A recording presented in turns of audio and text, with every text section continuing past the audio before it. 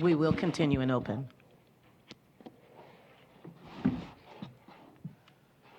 At 6:17. Okay. Okay, great, thank you. So we're just going to continue on here, and I just wanted to put this, we talked about this right before we go into the work that we're going to do, which is really what we're calling board work, right? I wanted to put this up in front of y'all and get an idea of what you think. What stands out to you on this? What are your takeaways from this? Anything you notice? And maybe what you could do is just partner up and have a little conversation about it, and then we'll come back. Just for 3 minutes, if you could just get with a shoulder buddy, talk about it for a minute.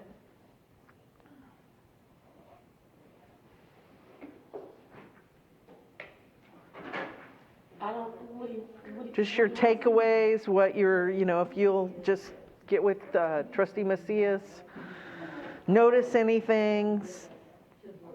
What are we looking at, Renee? Well, the first question she asked was what stands out. Well, what stands out to me is community engagement. I was, Aside from that, I don't know student outcomes is board governance, and then superintendent district leadership. That doesn't stand out because that's not within our purview.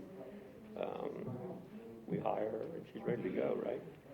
So I guess community engagement stands out to me too. because it is our role to relay to the community what our visions and values are. But also, as they mentioned in our last, represent the values of our community. Yes, and absolutely. That's extremely critical. Absolutely, sure.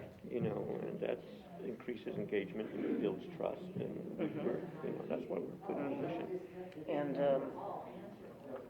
And we need the community support when we do. We do. Certain things, like passing a bond. Absolutely. Mm-hmm. Absolutely. So I agree. aside from that, I don't know what else you We're good. Okay.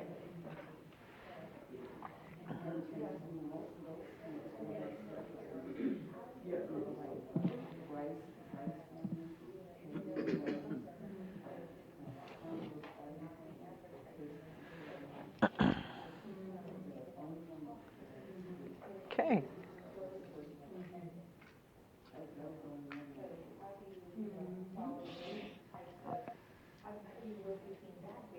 Just maybe a few more seconds.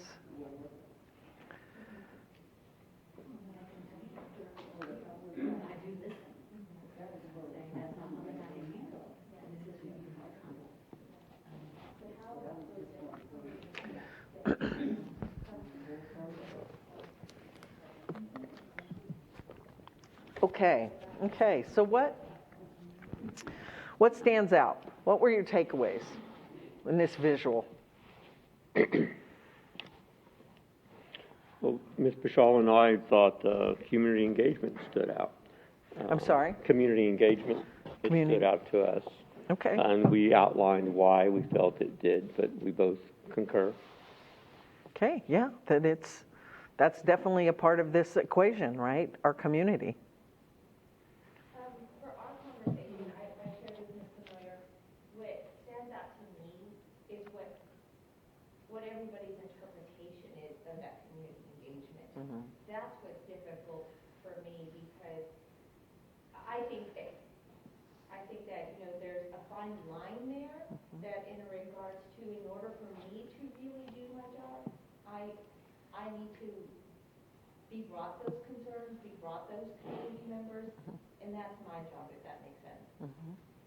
Sure. So it's that fine line of being allowed to do that work. Mm-hmm. Okay, great. What about the equation? You can see now that the board doesn't work in isolation, right? There's overlap.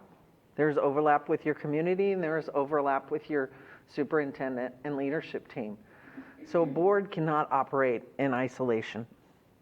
They have to be able to work from both sides of the equation. right? And all of those are the same size, right? It's a balanced equation. It is distributed. It's balanced. And there's separate roles, but there's also overlap. You all are community members. You are community members, and you are answerable to community members. So you have that overlap.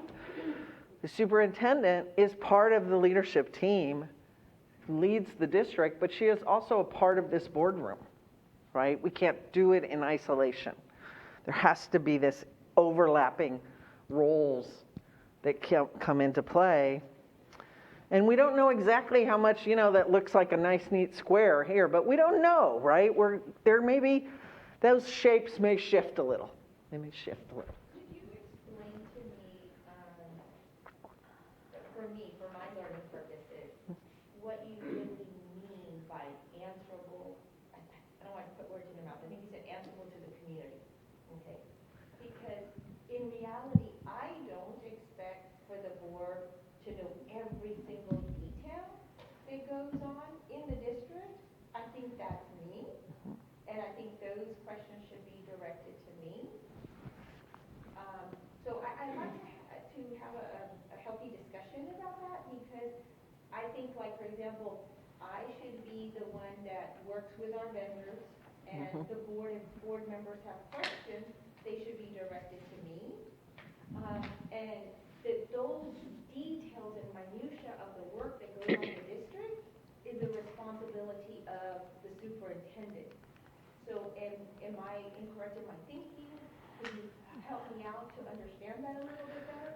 Yeah, I was trying to find our balance, right? Our balanced governance, because I think it's an important nuance, right? So when I say the board is answerable to the community, you are answerable to the outcomes of the school district. Remember, why do school boards and school systems exist? To improve outcomes for children, to make sure our students are prepared for success.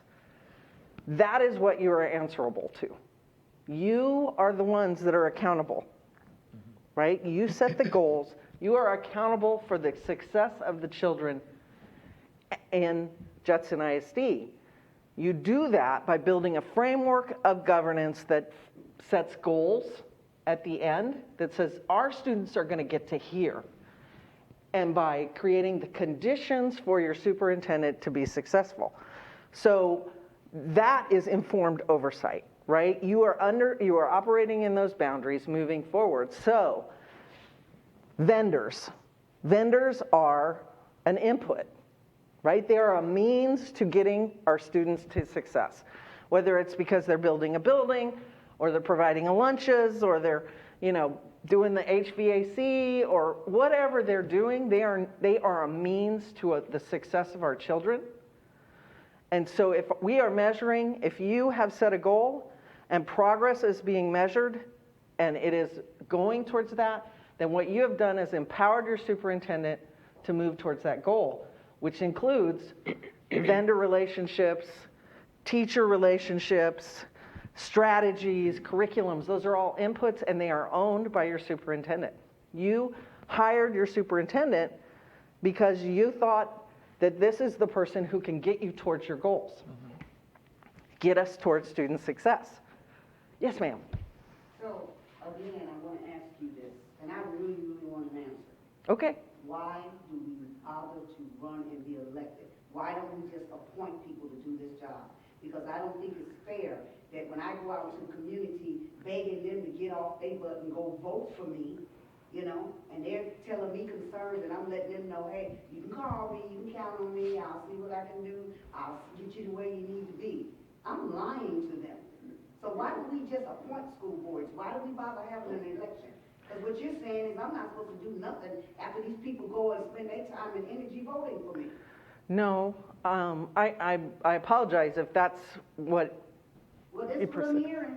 Okay, well can I try and explain? Please do. So I don't think boards do nothing. I actually think boards are one of the most critical pieces of student success.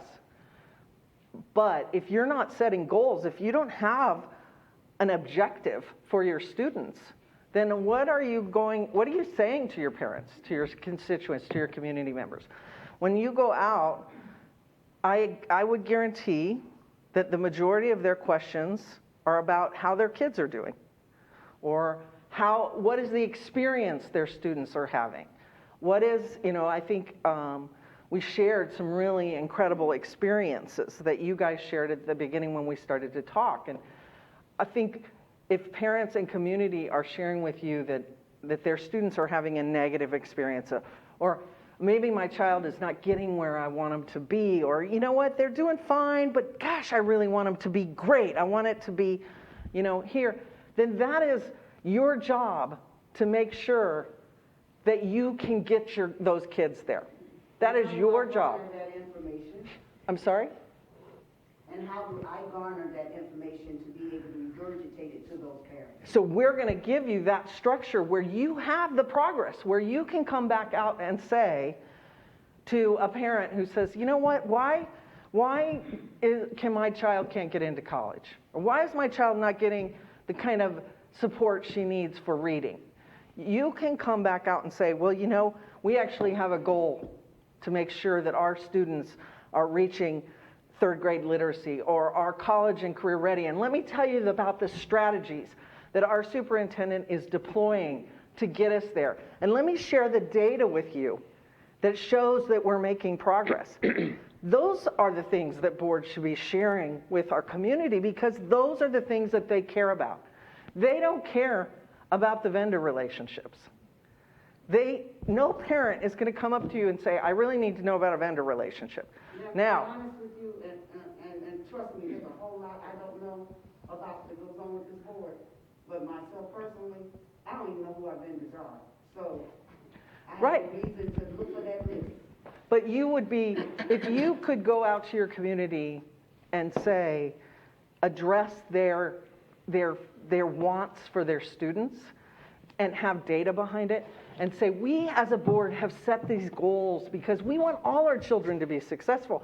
And here are some specific goals that would affect your children. And so we're moving. Here's the progress. And guess what? We just got this amazing report from our superintendent that she has deployed this strategy and this strategy to get there. I hope you're feeling that strategy. Are you feeling it? Are you seeing it? That's engaging our community within a framework that actually puts students first. And that's what we're trying to do, is create a framework to put our students first and to communicate that. Why don't they just Appoint? Yes. Well, that's a higher legislative question that I can't ask. I mean, there are districts across the nation that do that. I happen to personally believe that our community deserves to be able to pick representation for their boards. And so clearly your community put their trust in you. They voted you in. And you're in the seat, and you can come back to them and say, this is what we've done. What is the legacy you want to leave? I think that's an important nuance for board members to ask themselves. Still have to find it. I have to be honest with you. Sorry. I still have to find it. I have to be honest with you. So we're going to define that, and that's what we're going to try and do, is create the boardroom, because I can feel your frustration, Trustee Eaton, and I think I can definitely feel your frustration. Oh, I'm extremely frustrated. Trust and believe me. And so I think that by the end of this, we'll create a space where you can be able to help lead this work and share it back out with your community. Does that make sense? I hope. I hear what you're saying. Okay. Thank you. Well, I had a input. I always think Dr. Ball is talking about me, and she may not have, but I've seen a lot in my time in terms of vendor relations. I mean, we meet our vendors at the golf tournament. We're very familiar with who our stronger vendors are, and so there is always a relationship there. But I do believe everyone on the board is cognizant of the fact that they alone do not have any authority to promise or give anything in terms of services that the district will provide. There is a procurement process that we all go through. So I've always been of the mindset that you need to probe entities, potential vendors, and I'll give you some examples. We had a vendor led by Lionel Sosa a few years ago that approached me at a conference saying, hey, I offer this service. We teach college readiness to all first graders, but we also incorporate a parent engagement piece. I loved it. I said, you know what? Let me get you in touch with Dr. Ball. And from there, Dr. Ball picked it up. We brought them into the district. But I didn't say, you're a vendor, don't even talk to me. We are supposed to be engaged in the process. So when I think about engagement with any stakeholder, we can have that conversation in a legal matter. Just don't do anything illegal. And there's been instances where there's been some under-the-table dealings that have been caught, and people have been arrested. That's why there's a process. At Alamo Colleges, I'll tell you, I did meet with vendors too, because we set up a minority procurement mentor program for our minority vendors, something that I'm even looking at doing here. So it's okay to have, and that's why I want to make sure that, Dr. Ball, you also understand, my engagement's going to be with every stakeholder, but I do know where my limits are and by law, and I certainly don't want to ever influence my colleagues in their decision of what is best, because again, we have a great procurement process. It comes up 1, 2, and 3, and then we select, and we ask administration why we're selecting.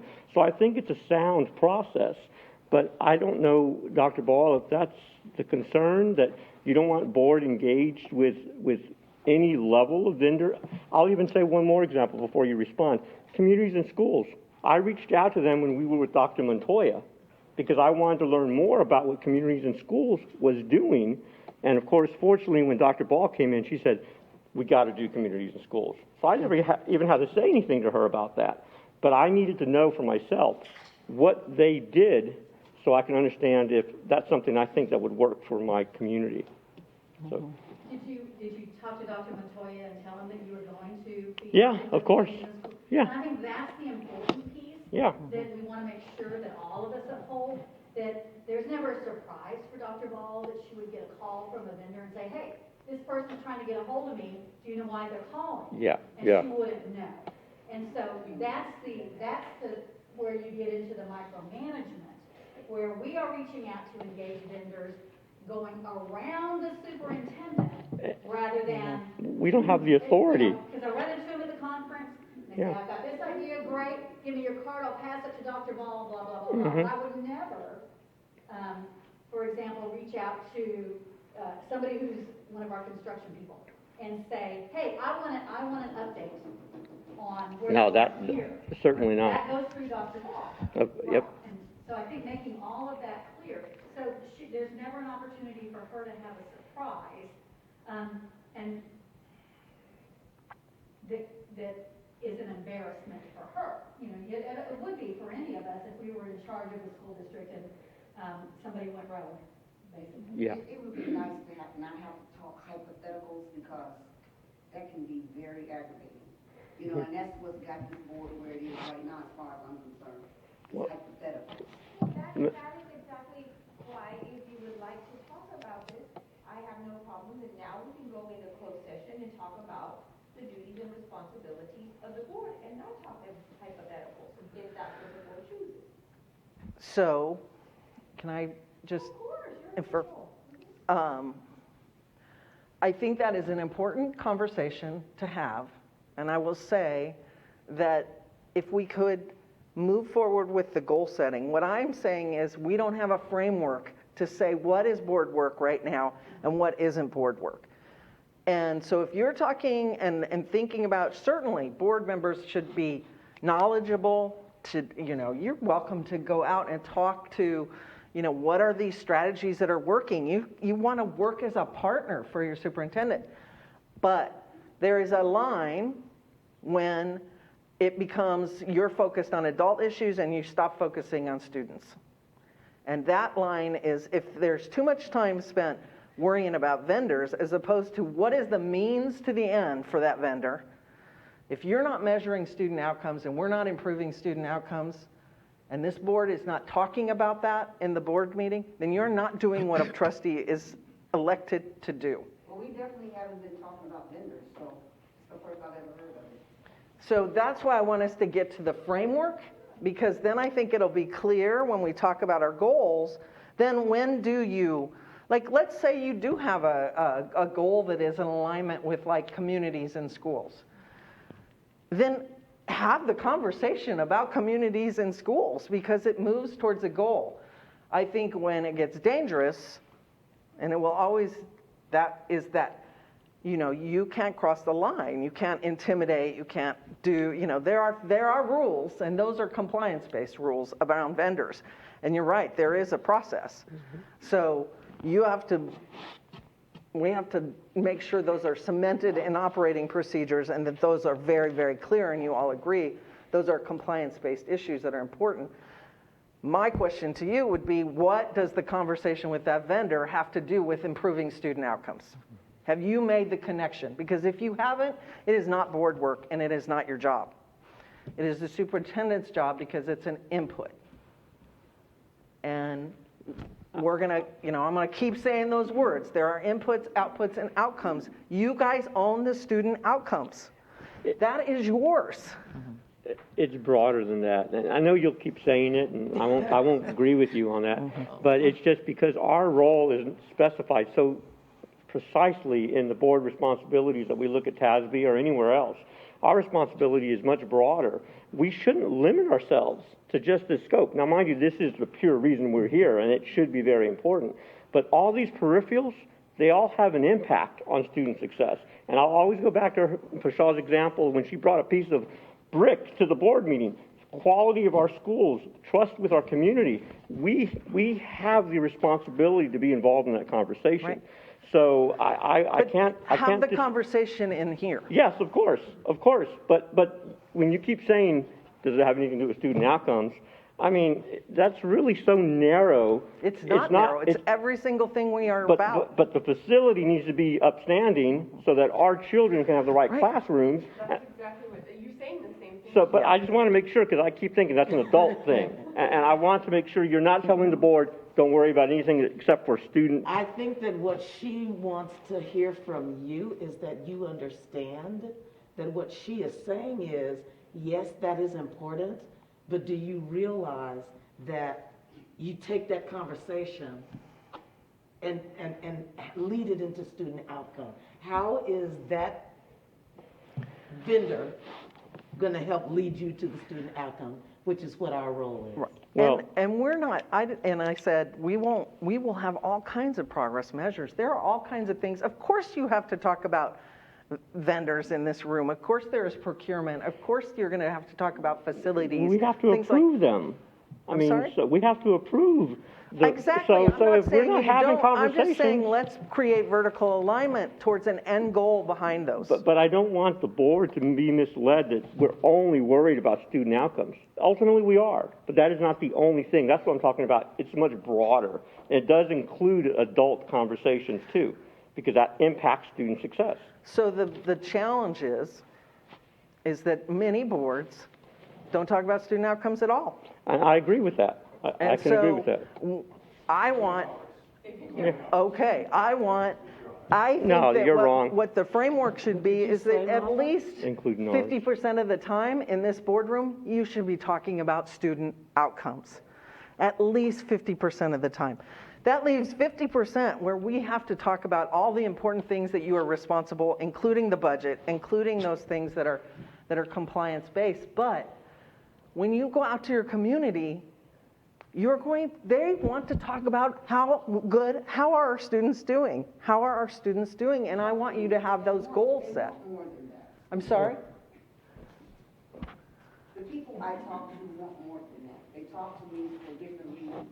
And the last two times I had an issue, somebody came to me with an issue, I pointed them to the district office, and she ended up getting frustrated and having to come back to me anyway.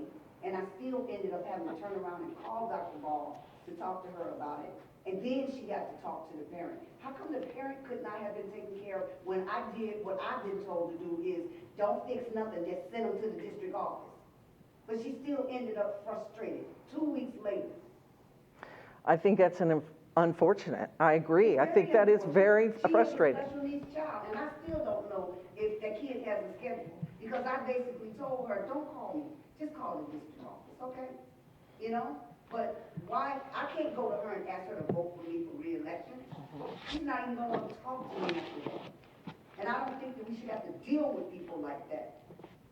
No, I understand, and that's that trust, that two-way trust too.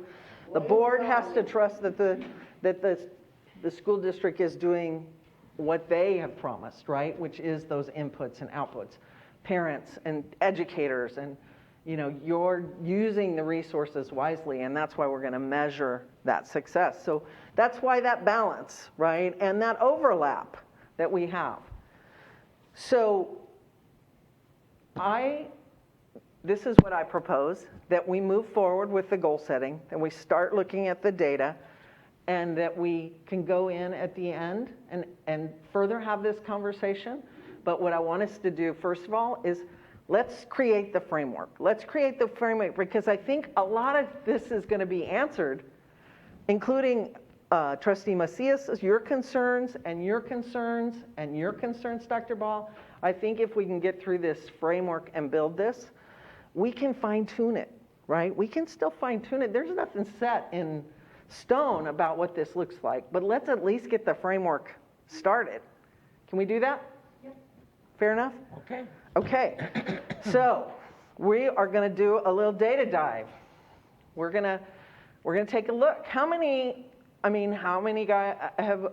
often have you really dove into the data? This is something that boards often don't have time. There's so much else going on. You're very busy people. But in order for us to set our student outcome goals, we really do need to spend some time with the data. So we're going to spend the rest of the evening talking about this data and trying to make sense of it and build out some goals around it, okay? So that's what we're going to do. Everybody okay with that? Do we need a break? I know we just had kind of a tense conversation. No. We're good? Does anybody need one? Okay. So I'm going to pass out data packets, and what I'd like you to do is, just get with someone and let's go across. I'm going to leave you out of this, but Dr. Ball is going to be here for questions. So if we have questions, you can certainly run around and answer those questions, but I really want this to be board-driven, right now. So if we could, maybe you three, or maybe you three, and you two get together and just look at this data. You got highlighters on there. You're going to just talk through it. You can look at it on your own, but I want you to kind of go through it together, see what jumps out at you, what are the trends, what's important to you, what are you hearing in your community, granted to the value. When we look at the strategic plan that the district has worked on, clearly we have a goal of academic exceeds grade level expectations and will be college and career and military ready. So already your district is deploying strategies around that. So look at those numbers. Let's see if we can build some tangible goals with underneath that. Does that make sense? Mm-hmm. Any questions? Okay. So everybody gets a data pack. Okay. I'm going with them, right? Yeah, but you get your own data pack. Okay. Everybody gets their own data pack. You're going to step out? Oh, that's right. He has to step out at 7. And I'll be right back. What do you mean the 4? So, yes, those 3. Suzanne went with them. Yeah. That's fine. So where am I?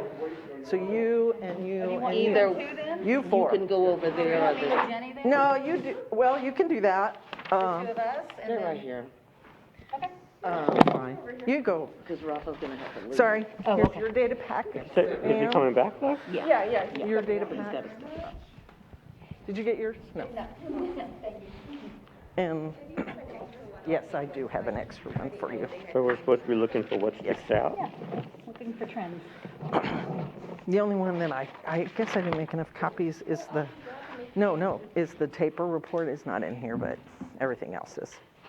I think I have one that is in my office. Yeah. So there's all kinds of comparisons in there. I've tried to provide you different high-level data And if you're not familiar with can I just show them? So this packet, guys, has got like high-level comparisons disaggregated. This one is your taper report. You can dig in deeper and deeper. There's 2021 accountability report in here. And this is a college and career readiness stuff. All of this is public data. So trends, learnings, all of those things.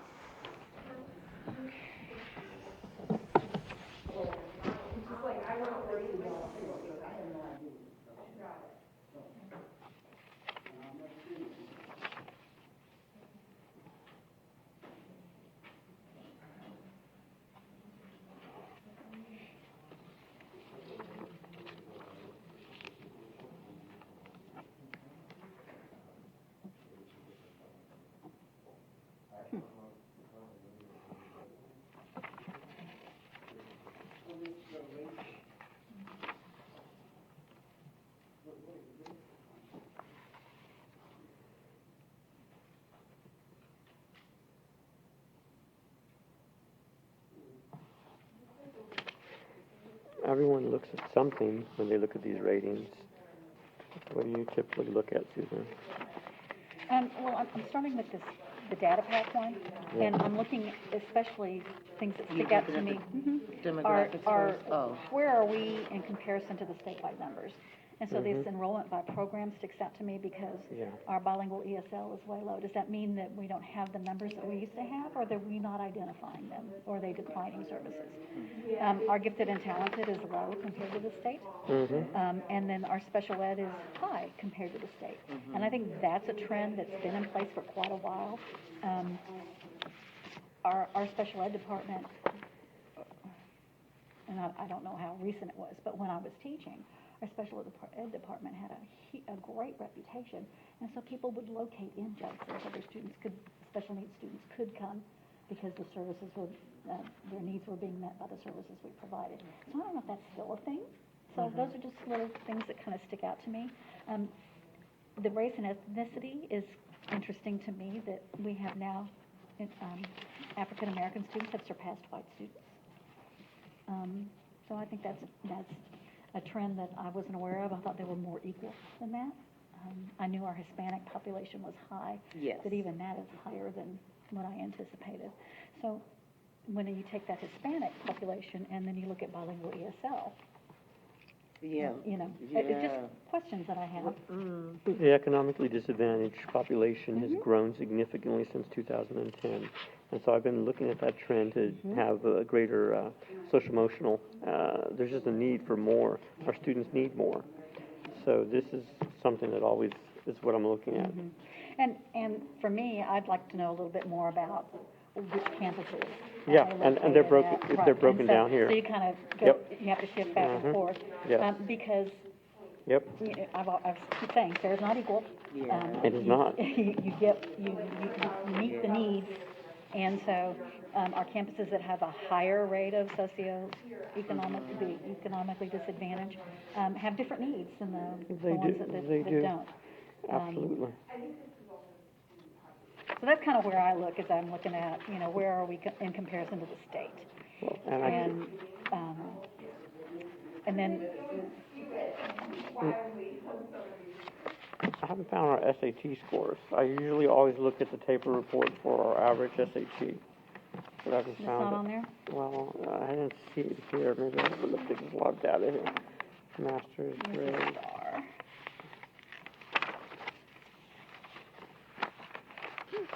So there's a reference in it in this other report, but just basically on how many people. This is just the star data. Yeah, so. On this. Yep. Yeah. It's somewhere. I'll find it, but I do look at that. Okay, here it is. Yeah, Literally, college readiness. right here. SAT.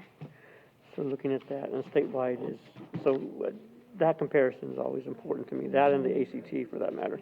And we are way below the state in terms of AB, AP? IB. Yeah. Mm-hmm. So is it because we don't? We're not offering it? are the students not seeing, are their needs not being met with the programs that we have? You know, And does that it come would down be to the the teacher, does it come question down for to the any of curriculum? these, I think. Right. And then the college ready. Mhm. So we're slightly below state in terms of college ready graduates. That's closer than we've been.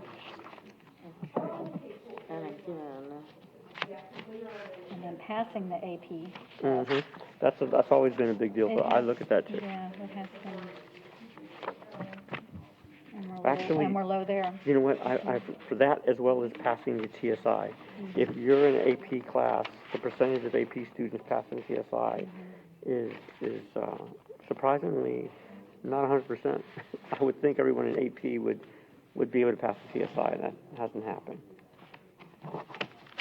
There are people repeating the exam.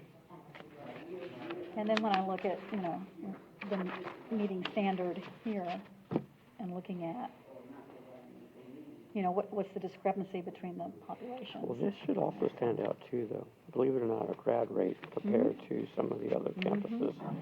You know, we should be higher, in my opinion. So what does this mean? Why are we sitting here? Which one are you looking at? It's this STAR accountability, and it has a graduation rate component. oh, okay. And we're sitting on the low end of the spectrum. Edgewood has a better East Central, the state.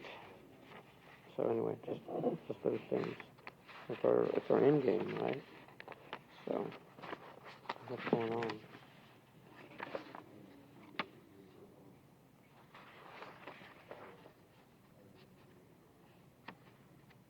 So we're higher than the region, Yeah, but not, but yeah, which is something. by one But, percentage point. yeah, and, you know, until you kind of get to the 95 rate, I think these are kind of where the 90 to 93, I mean, that's a 1 to 2 point deviation. I don't think that that's significant. Yeah, Would I and we like are us to be larger. 99? Absolutely. Yeah, we are larger than Edgewood, Southside, and East Central. So, but That sometimes makes things more difficult. yeah, I know. That's what I said. I Because you recognize. can't get attention on every single kid like you can But sometimes. but if Northeast and Northside, which are Exactly. they're much larger than we Well, are. and, you know, so what are the factors that impact us? Is it that super high So SES? yeah. Is it, you know, Hispanic population rather than Those are the white? questions we need to dig into. Does that make sense? I'm sorry. What did you say? I was just wanting to remind you that because we'll have these goal progress measures, right? That, you know, you might have a 5-year college readiness goal that has a graduation rate as a progress measure to that Yes. goal. So, you know, if you're like torn between one or the other, they're so intertwined, right? Does that make sense? Right, because all of that stuff builds up and affects it. So when you look at, if your goal is CCR, let's say, college and career readiness, so then under that measure, Jose, all the other things fall under SAT scores, right? Enrollment in AP exams, enrollment in CATE. What are we doing in middle school that helps get kids ready for those programs in high school? So those aren't separate goals; they are embedded within. CCMR. Those are the pieces that we look at to see, are we achieving that main goal? So we're Yeah. not directing our attention away from it. It just falls under this and not as a separate thing. So you look at kind of the whole. But we still put measurements in it. Those would be progress measuring. Yeah. So we're saying if we want this to be, we'll throw a number out there, 100. Then we want this measure, SAT, to climb from this to this to this to this.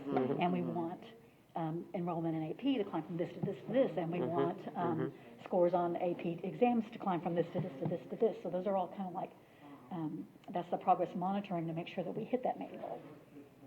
So it's not that we're not focusing on that, it's where it falls in the focus. Does that make sense? So for example, for me, as a classroom teacher, when I was looking at, I wanted all my students to pass STAR. So what are the components of STAR? You know, there's comprehension, there's decoding, there's vocabulary, there's all this. So you look at the data for each kid on those, and what do they need so that they meet that main thing. Yeah. So what are we looking at then that we think our 5 goals should address? What are the biggest? I mean, it's not like we can go out there and look at every single thing. Yeah. So is it performance of a subgroup? Is it our graduation rate, which could be part of the CCR? Is it, so we want to, Special ed. yeah, you know, that's always a concern, isn't it?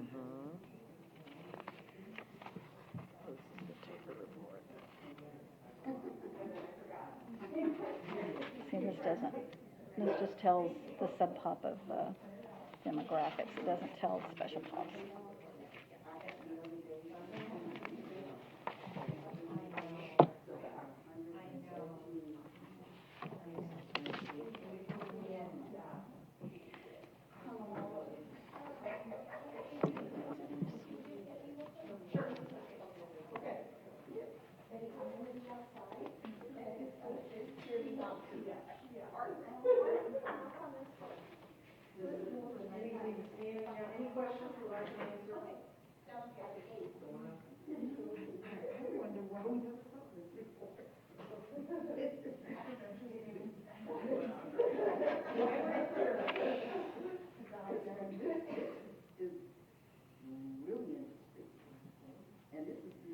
I'm trying not to get bogged down in the smaller aspect.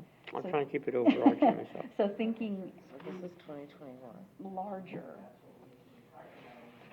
and what things fall under it. I mean, we can't control some of this. I mean, we can't control who comes and enrolls. So what we can do is look at what are those changes and has that affected something that we're not aware of. Okay, the incorporation of pre-K 3 Right. and the early literacy in pre-K 3 and 4. How has that? Well, it hasn't yet. We don't have any data. Yeah, that's that one of those yet. 3-year goals. I mean, Right. it's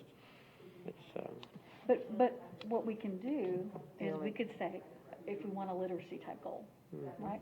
We could look at that 3rd grade literacy goal, and we could say by, you know, in 5 years, we want X% of our students to be at meets grade level or above.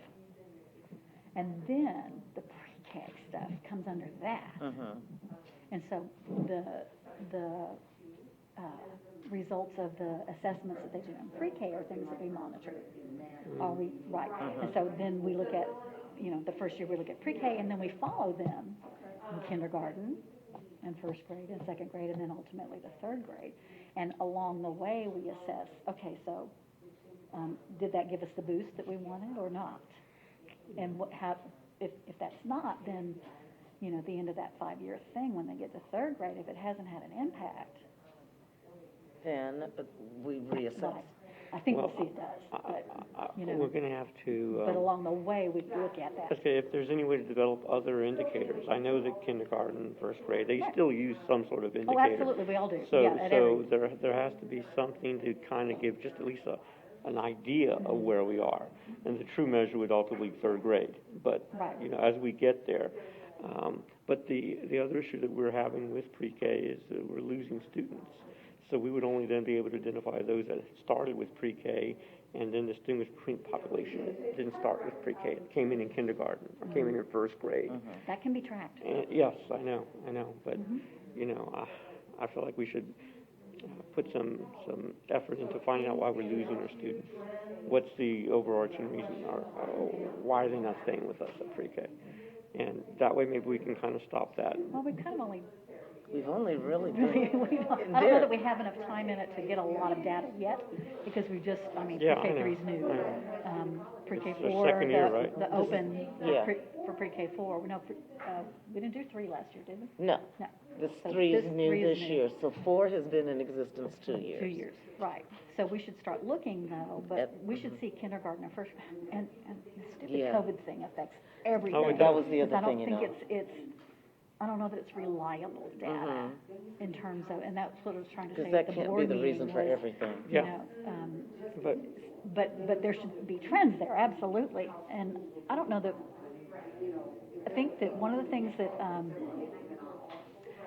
impacts losing some of the pre-K kids is a lot of our teachers are taking advantage of the pre-K program and bringing the kids with them to Judson if they live outside the district.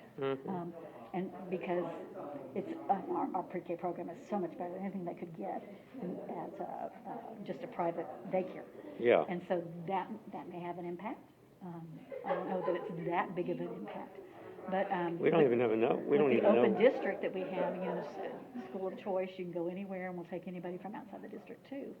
That's definitely gonna have an impact. Do they go back to the home district after they've been with us or After not? they- And so yeah. that's just kind of a follow-up thing that we'll have to look at after this year, because this is the first year we've done that. I agree.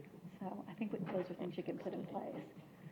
So, would you guys agree that we want a literacy goal then? I would for say third yes. grade? Yeah, absolutely. Okay. Yeah, So that's- one would be a third grade lit,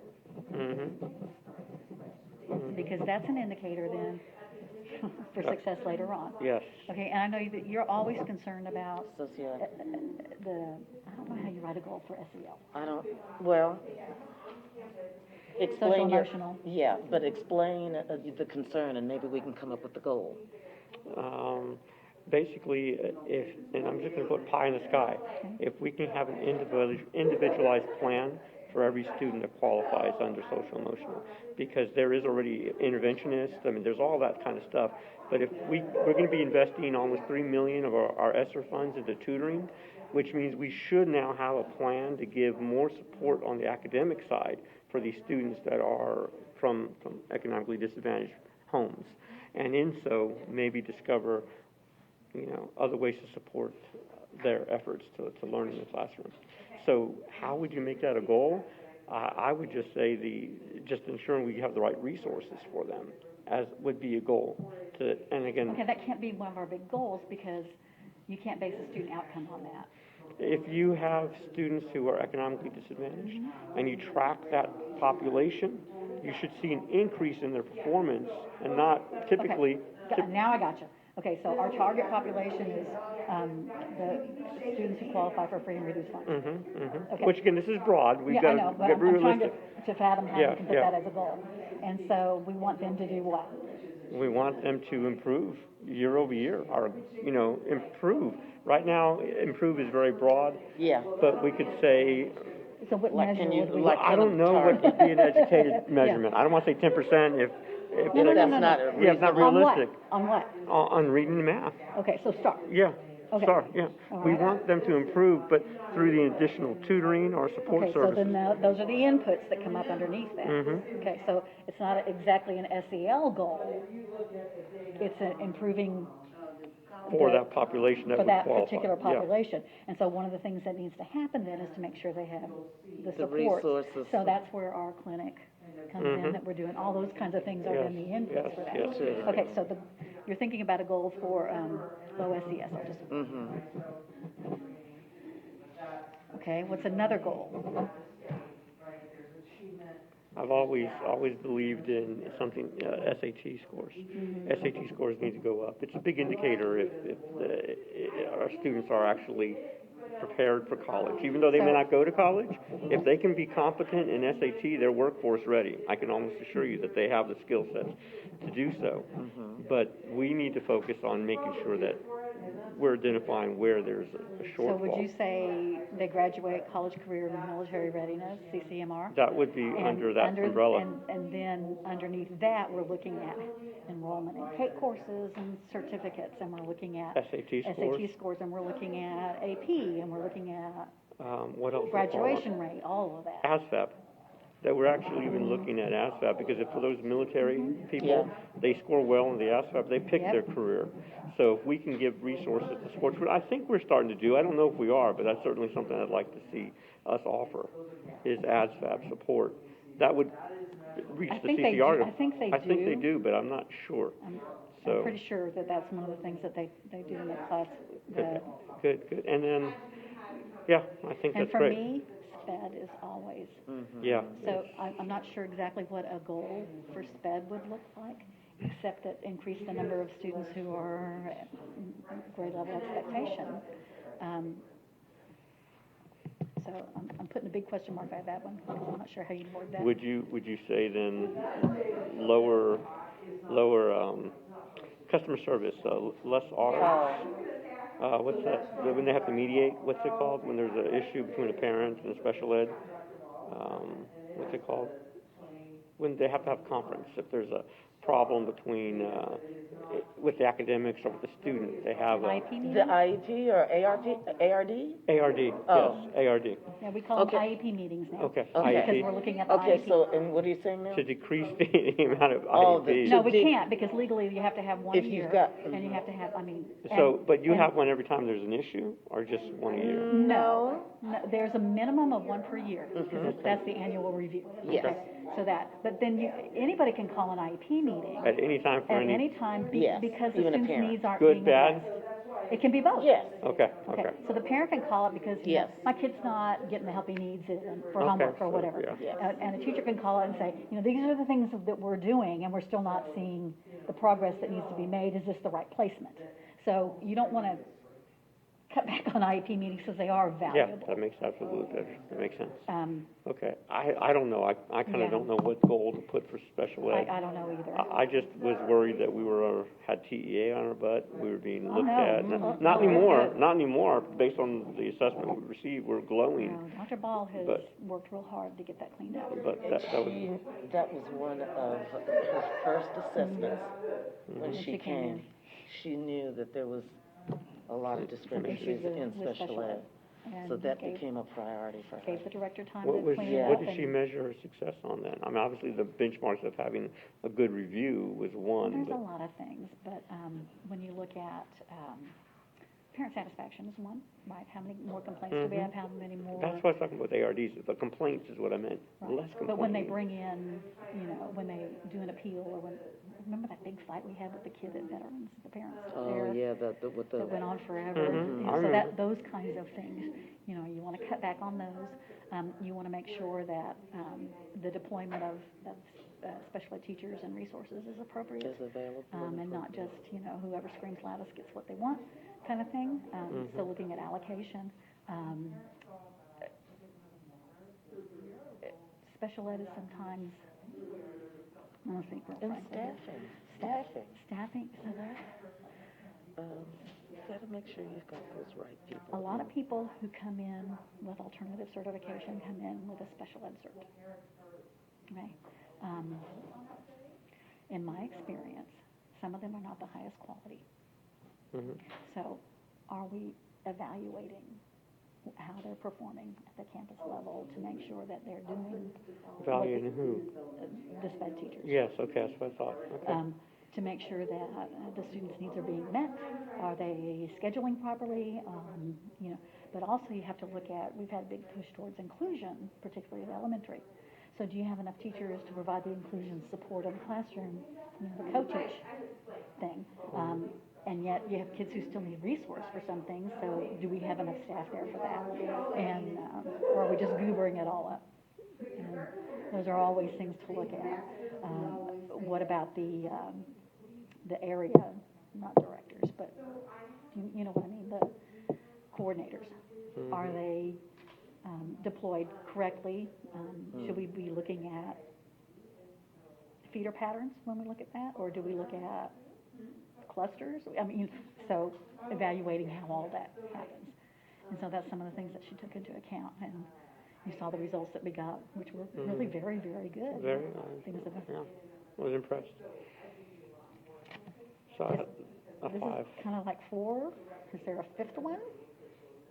I think this is a question mark, because I'm not sure how you address that. because a lot of that falls under there. And what about gifted and talented? Would that fall under 4? Well, special populations, you could call it, Well, if because that could be bilingual ESL, all of those. So rather than special ed, maybe it's special pops. with an emphasis on. And are they all making the gains that they should be making? Because for me, every kid deserves to make a year's worth of growth. And that's really incredibly important, in my Especially for opinion. those that are excelling. Sure.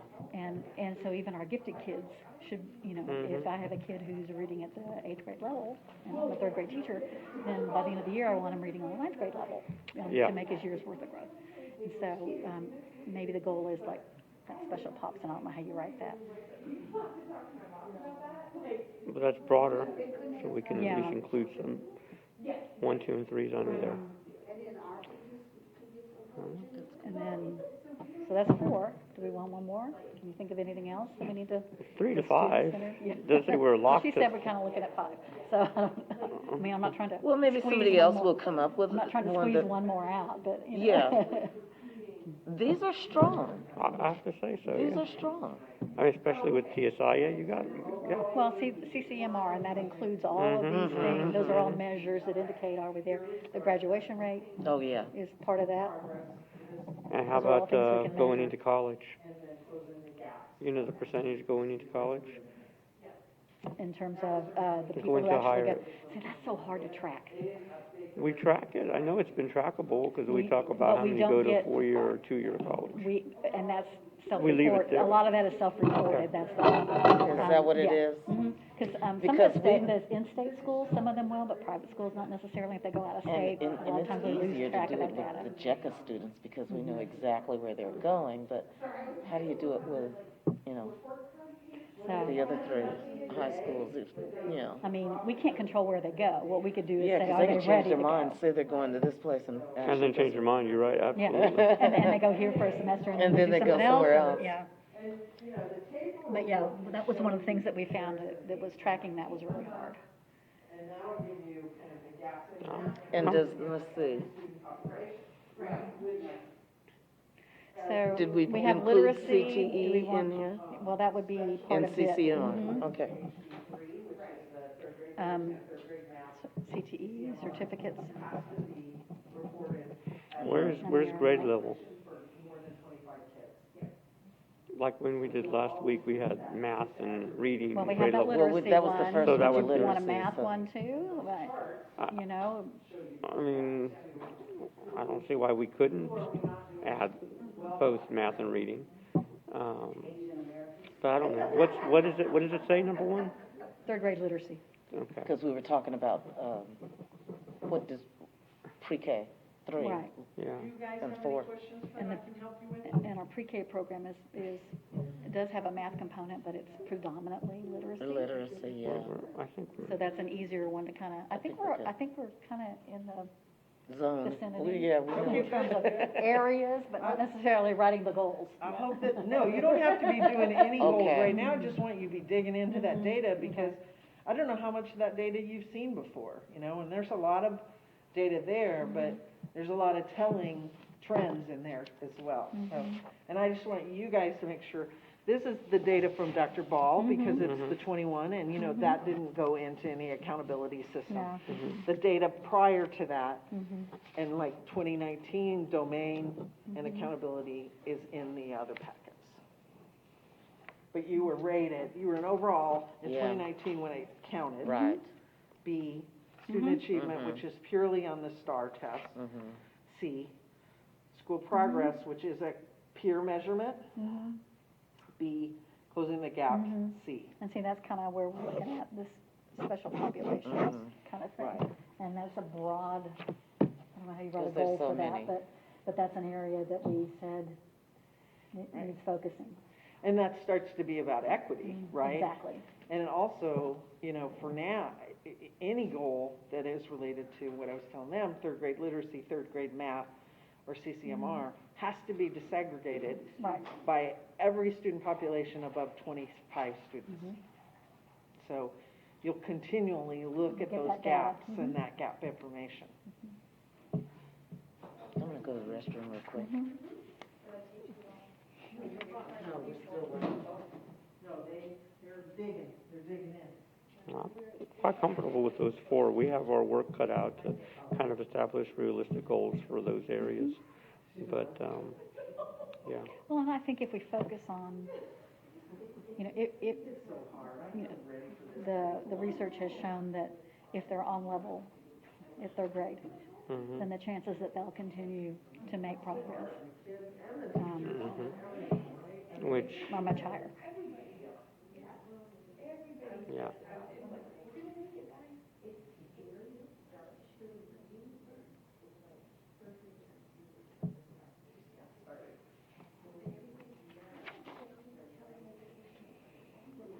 No. That's too broad. I would like for every school to have at least a rating of B, but I don't know that that's really broad. Well, and we have to ask the equity question. You know, those schools that have a steeper hill to climb, what would make it level? Well, then you support. What supports do they need? Yeah, absolutely. That's the hardest thing, I think, for the area that I represent, is they see that we might be focusing, for example, our retention incentive for the Wagner cluster. There were teachers who were complaining to me, and I'm like, you can get that money. All you have to do is transfer and go work at a school down there. Oh, no, couldn't work with them. And I'm like, and that's why they're getting that, because they're staying and they are working with those children. You know, that's... Yeah. You know, I just use the example of, you know, 2 people go to the doctor, one has a headache, one has a broken leg, the doctor gives them both an aspirin. Right? You know. He gave them equal treatment, but was it fair? And then they're like, oh yeah, I used to tell my students that too. How come he doesn't need the aspirin, the other kids would say.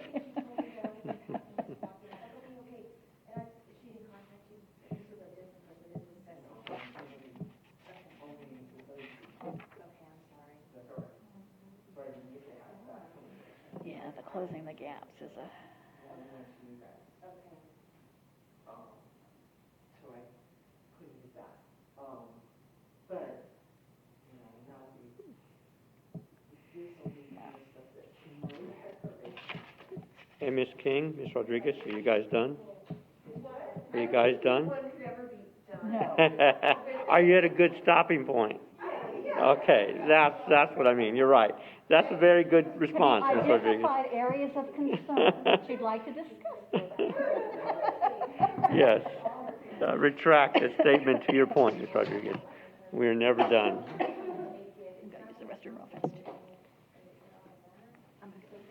Okay. Did we discuss anything else? Yeah, those 4 points, we finally just settled on them. Okay.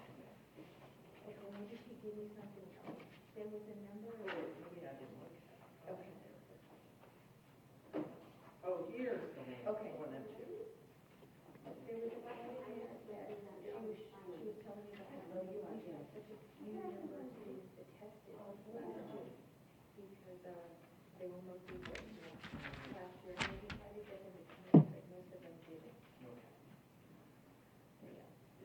Here, did you have this in your packet, Trustee King, Rodriguez? Yeah. Did you have this in your packet with the Sorry, domain? I'm doing only result. I only have the domain one, I didn't see another one. Oh, yeah, there it is. I didn't even get to that one. I mean, there is so much data here that I do want you to spend enough time actually understanding it. I think this is critical for boards to understand this data, especially if you're going to set goals around it. So, if you have questions, which I would if I were you, there's a lot of weird stuff in there that you may not have seen before as far as the domains and things like that. So please do ask questions so we can make sure you have the right information.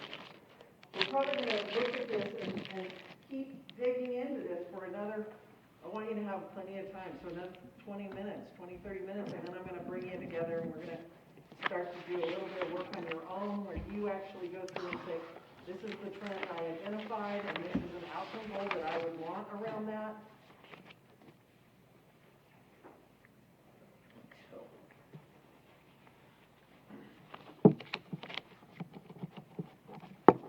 So the domain one? Well, Is no, that what any you're? of them, just be digging into your data so that you can identify what's important for you Oh, as, okay, yeah, we kind of did, because I'll ask you to, on your own, okay. come up with 5 student outcomes that are identified in that data that you feel like you need to address. Going back to the data Mm-hmm. to kind of What, support. yeah, what really kind of stands out that, that is a concern?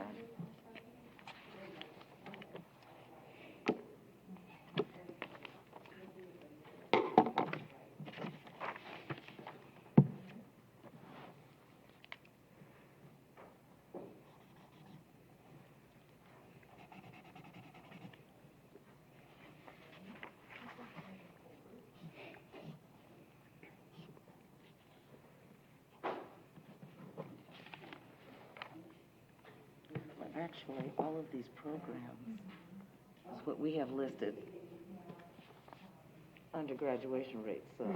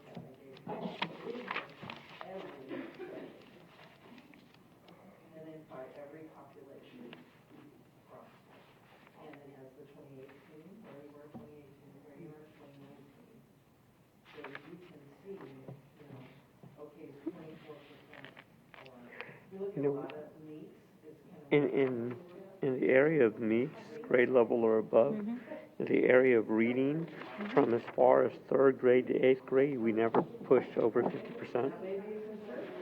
It stays in the 30s and 40s the entire time, which, you know, is interesting in terms of trends. We would hope that we continue to build on student success. 2 years. Well, that's what tells you that if they don't have it at 3rd grade. Exactly. But so we have to start and be stronger in 3rd, but it has not changed. Which again, looking from what we're doing afterwards, because a lot of students transfer in, they won't even have the ability to come in 3rd grade. So now, what are we doing to support that? But I find that intriguing. But if we can get it, if we can, through our pre-K, kinder, 1st, and 2nd, this strong, and we have the majority of our students, That we should right, still see positive. Yeah. Then, it's easier to work with the ones who come in that weren't with us to have that strong foundation, because there's a fewer number. Yes, I agree. I agree. But I just find that intriguing. They just Stays at that around that same percentage. all the way Biology through. scores are good. I love our biology scores. USC. And US history looks good. But when you get to all grade levels. Yeah. All grade levels. I'm gonna look at math now, from 3rd to 8th.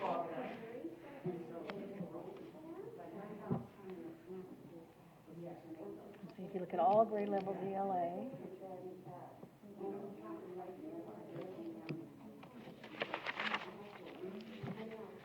all grade levels.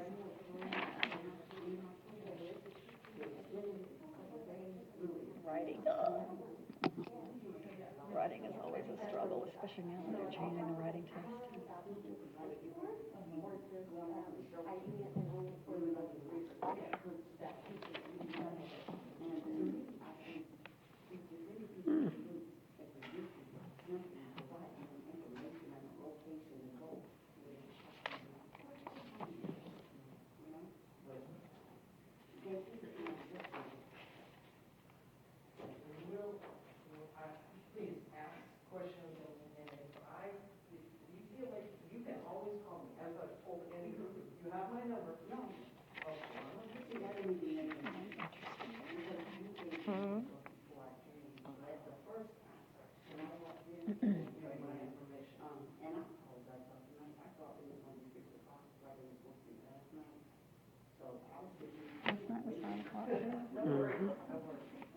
I do need to make sure you all have that information.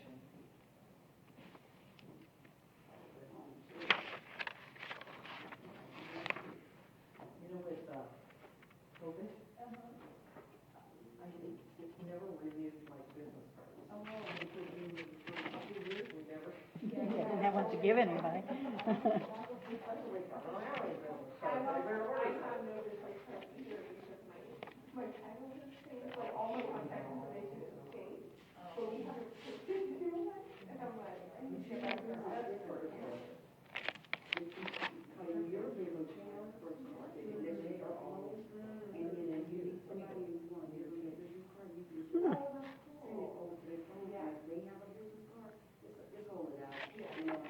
So grade 5, we had over 50% meet on math, meets grade level.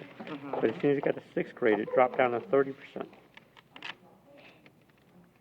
between 5th and 6th grade. Oh, at meets. Yeah, at meets grade level. 5th grade includes a retest, and 6th grade doesn't. Interesting. So that's one reason it differs, because 5th grade is one of those accountability levels. Yeah. So they have to pass reading and math to go to 6th grade. And if not, they so they do get have the that 3rd retake opportunity. time. But not in 6th. Not in 6th. But do they pass on to the grade if they don't? It depends.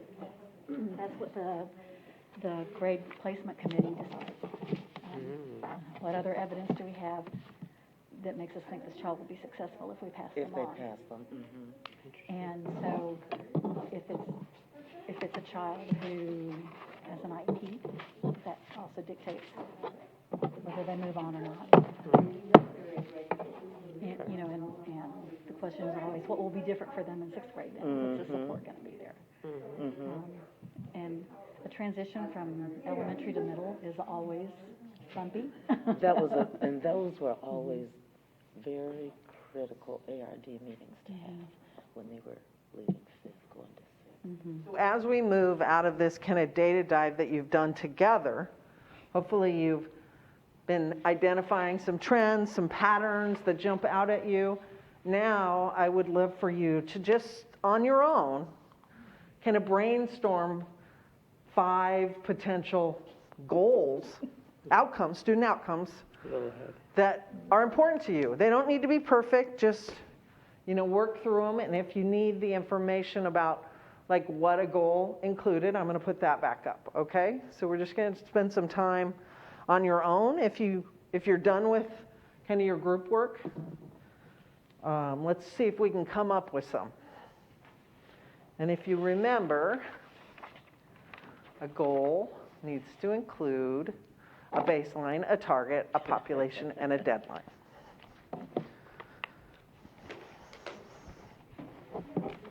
Any questions? Thoughts? You guys are okay? The data, any questions on the data that I can answer or Dr. Ball can answer? Okay.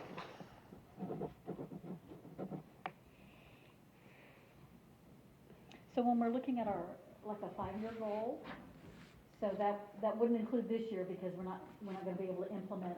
Right. Right. So let's say they would be 2026 goals, right? Right. So by 2026, blah, blah, blah, blah. Right. Okay. And even if they don't have to be perfect, right? So even if you didn't find the exact, we're going to verify that Right. with the district. We'll make sure we have the exact data, but should be able to get pretty close. And if you look at that 21 data, you can kind of see some of it you can't, but, you know, bring that together. But you'll just write down those 5 student outcome goals that you think that mean something to you.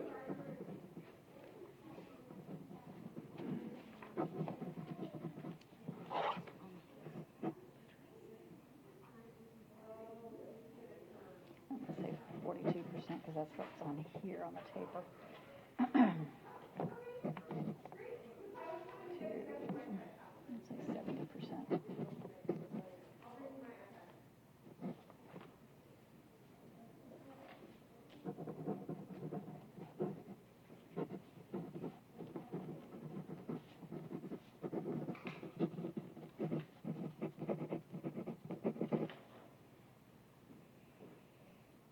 Baseline, target, population, deadline.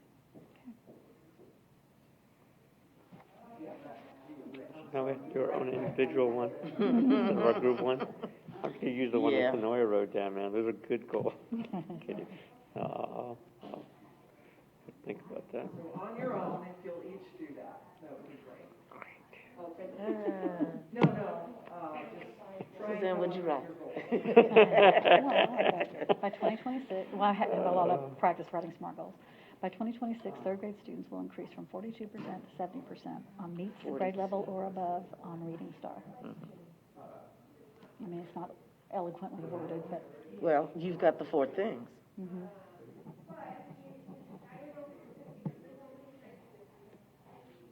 Percentage of So you grade did a literacy goal. That's what I was did that going to first do too. one. I'm going to work on the CCMR one now.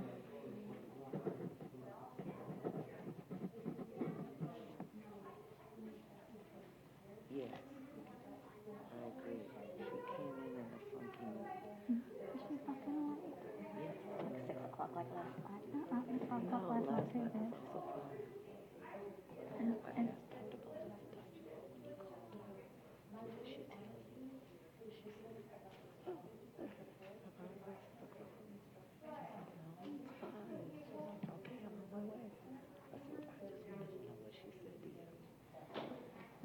if you don't want to do this too, I've been talking.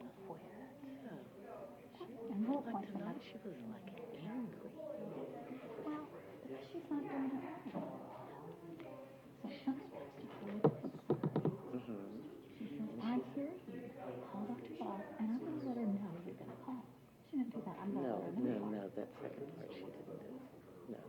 she let them know that's not what I'm supposed to do. Well, that's not correct. And she just said, Susie, I don't have anyone calling me as a student. But I don't believe she does. And when I do, I'll say, you know what, this is who you need to help. For example, Miss Mata, she just said that she tells those people, well, that is exactly what you're supposed to do. Tell them when she got the information about transportation, shared it with them. So you make sure you share the right information. And they still not satisfied, they can call Dr. Brown. Yeah. Just really angry.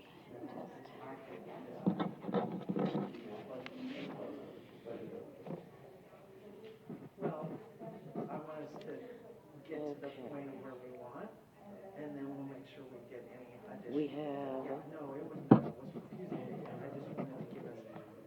Let me look at those goals real quick Okay, that you yeah. had.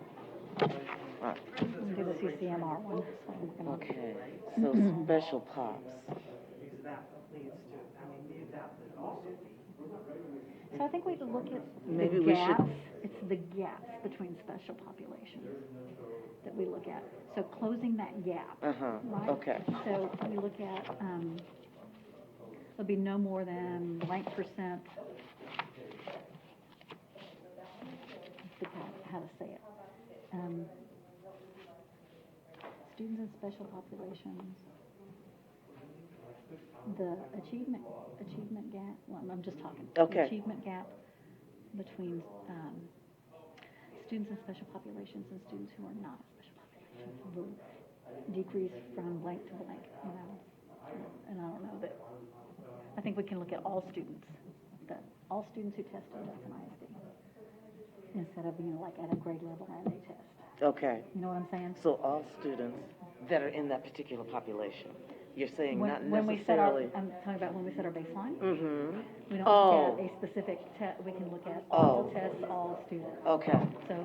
for the does that baseline. yeah, does that make sense? Yeah. I mean, how would you Baseline. measure that? All tests, All tests, all students? all students. So in our target then, I have to look at the numbers.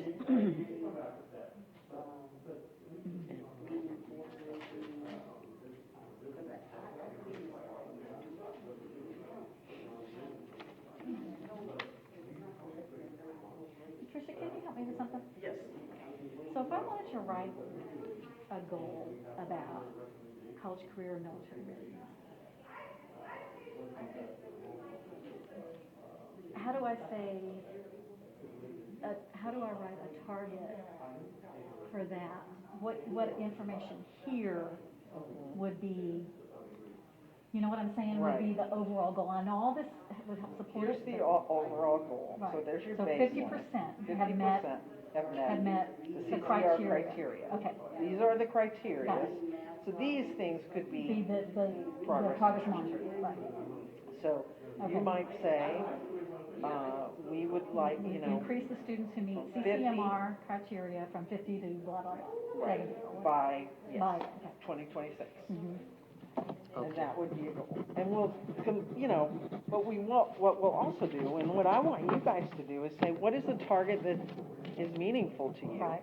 Now, we're gonna have discussion about those targets, including our superintendent, because we want them to be stretched but not unreasonable. Right. Right? I think a 20% increase is reasonable. Yeah.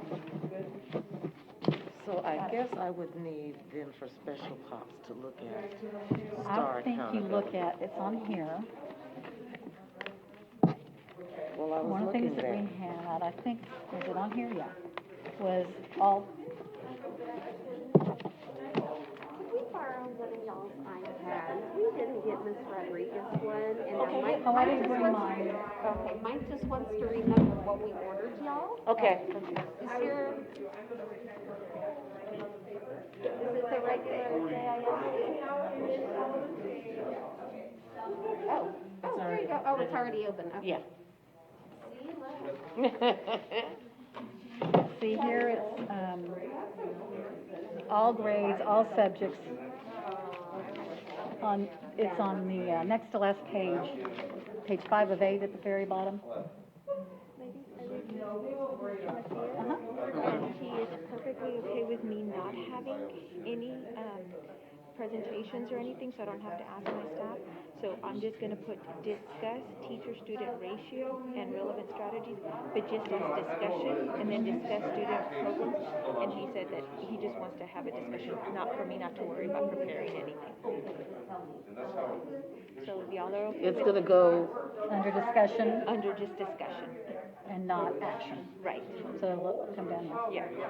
So I'll just add these two right here because I did check with Mr. Macias that he doesn't want He me to. doesn't need background data. He just No. wants to- Yeah. he just wants to contact.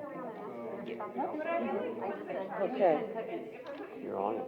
Mr. Macias, I was just, since I reviewed this already and I'm changing it from this, Yeah. I'm just going back to saying that you were okay with me putting this. Yeah, they were not supposed to be action items, just So discussion. you're going to explain to us No, I'm gonna what to ask discuss? administration. Oh, you have I'm questions to yeah, ask. to ask administration about I what we're see. Okay, doing. but she would kind of like to know what you're going to be asking Oh, about. just- They can be You already prepared told for me. you. Yeah, Got it. he Got just it. told me He right told now. you? Uh-huh. Okay, okay, Yeah, okay. he told Yeah. me in regards All to righty. some of, Specifics, like, Okay. exercises, some programs, maybe talk about community school, so yeah. support for students, because right now we know they're coming back from pandemic, there's a lot of stress. We've been hearing about the disciplinary issues, which we won't probably talk about that, but those are the things I was kind of wanting to probe and just Yeah. discuss on what we're doing. What we're doing. Yeah, Yeah, okay. Got it. I'm gonna ask Betty to move that then. okay. Okay. So when we look here, I don't know if you, did you see it? Page 5 of it. Okay. Untitled. Oh, 5? Mhm. Fire All yourself. righty. So when you look Okay. down here, you can see All grades, all subjects, approaches. Right. So if you look at, and that's what we want, not approaches, we want this. So there's your target. Are you guys, you didn't use my reading one, because that's the only one I got, the percentage, because I haven't done any of them. I'm gonna pull that one right now, the Okay, go reading. for it. 5, because I haven't done my homework. So 5 reading, well, you know what I mean, reading scores.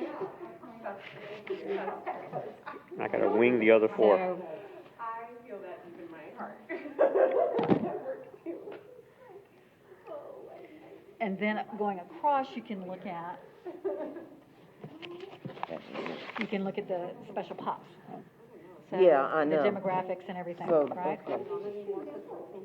Okay. So I think it gets worded as the difference, let me think how to say this.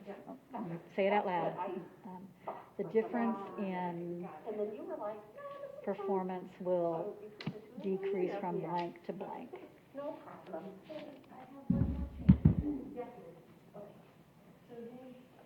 Or, This is what we're working on, those 5 I don't know, God, this is a hard one to do.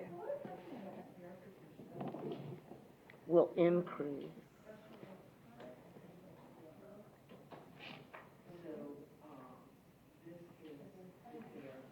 So we're at 40, like We're at 40. 43, Mm-hmm. but African Americans are at 35, Hispanics at 42, white is at 55, American Indian, 60, Asian, and then you look at special ed is 20, right? Special Continuously ed is 20. enrolled. Mhm. English language is 37. So, I mean, we definitely have gaps there. So it's a closing the gaps one, and I'm not sure exactly how you. Let me ask. Yeah, you know what I'm saying? Okay. Got another question.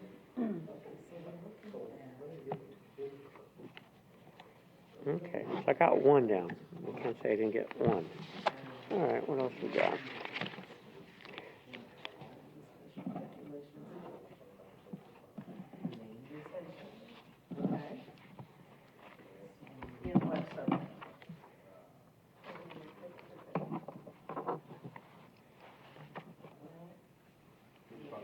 That's the question.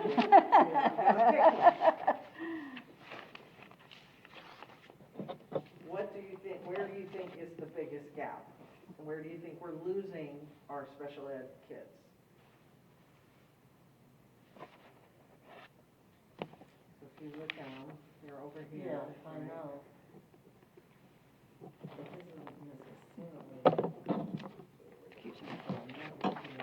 that paper go?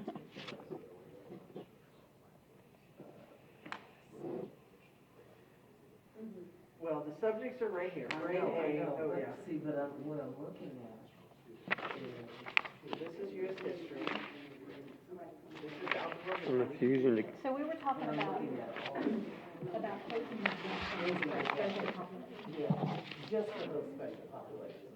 But you're asking me Which specific special? grade? So the special populations are any, Yeah, I know, well, we're talking, we thought about special ed, but also is our binary.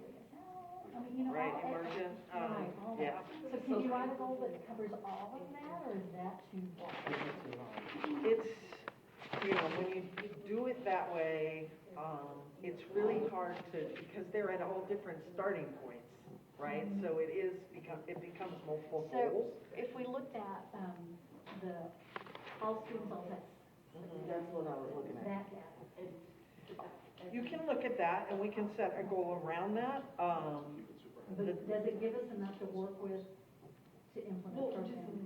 No. Okay. So we do have to so it's specify. Because now you're spread, you're just, you know, you might as well just have everybody succeed. Everybody's gonna grow. Right, everybody gets a, Okay. right? So then, look since at I that and said say, special ed, if- then we keep it at special ed. Right, if Okay. special ed is where you feel like, oh my gosh, these kids are really struggling, we would like a goal around that because it's important to my community. Or if, you know, emergent bilinguals are really struggling, then we should set a goal around that. If it's African American children, if it's, you know, see, so you can look at all of those different populations and compare, and I tried to give you those charts that have a little bit of the trends. What I didn't put on there, and I apologize, and I can pull it up though for you, is if you want to see where special ed or emergent bilinguals are in comparison to the other populations, I'll pull it up on my computer because I can do that. You just have to tell me a subject. Subject, And where's the most important thing? Now, I will say that, you know, and you guys talked about it, and you obviously already picked student outcomes around third grade literacy, third grade math. Right. It's a pretty important measurement. So maybe it is around that sped population in third grade. or is it a pre-K, or is it kindergarten, or is it, you know, first grade? You know, I don't know. What is important to you, and where do you think that's going to make the most difference for children? I'm fine.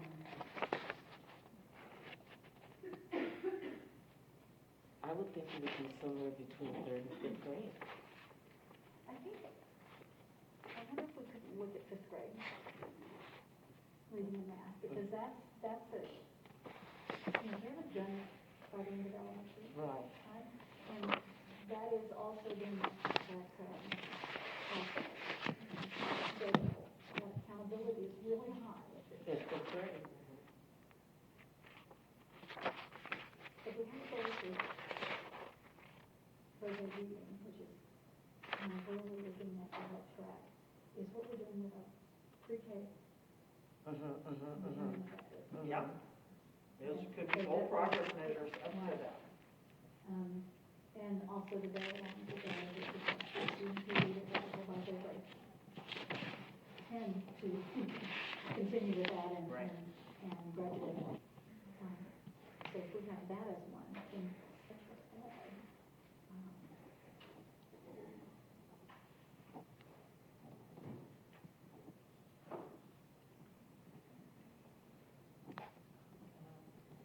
I'm going to put some examples up for you guys. They're not examples you have to use, but they might be helpful. Okay, please.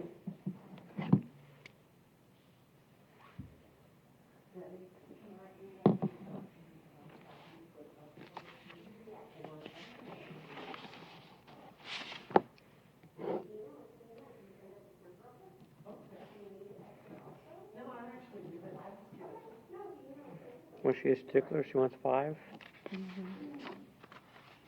Will she accept 3? I'm sure she will. I'm digging, but I got 3. It's a struggle between being broad and too specific. Yes, I know. And then, of course, we need to put them together to see how we How can we all combine them. agree. Yeah, yeah, absolutely.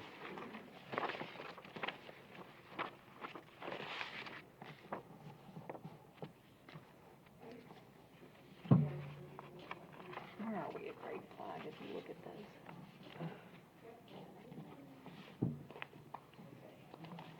So looking Yeah, at, I mean, you've got 47 and 20% for reading. And for math, you've got 53 and 22%.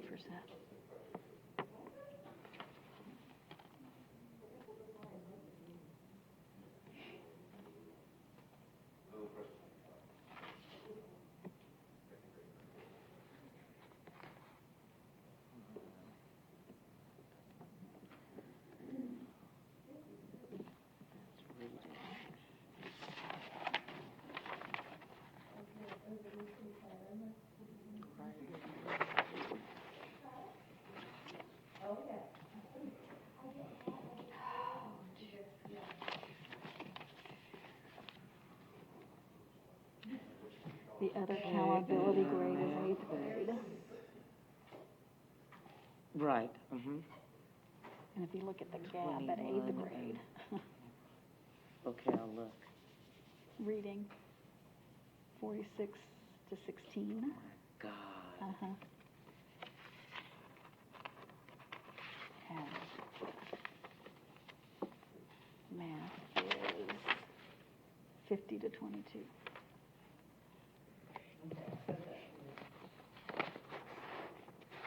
Grade 8 math, Mm-hmm. 54, 43, no, 22, 50, oh my God. Oh my God.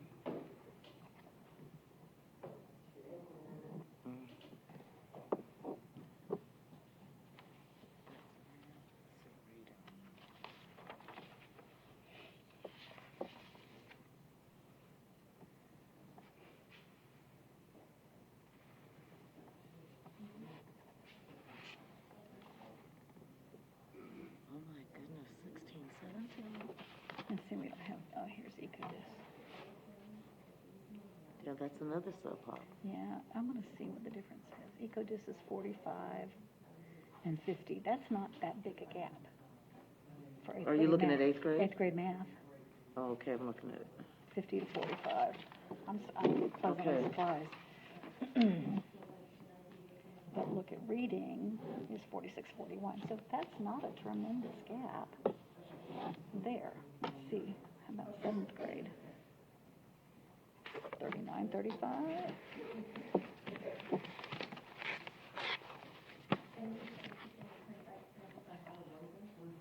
Yeah. 55, 53. So actually our EcoDis is not Is not as low not as bad. as Spec Ed. No. Although some of those eco discs could be Spec Ed. All of our kids are falling in. That's one of the reasons why if you write a goal focusing on EcoDis, it hits so many other sub-pops. Because, you know, Yeah. all of our, every And, race yeah, all falls of them. into that. Uh-huh. It also covers the other bilingual ESL, special ed.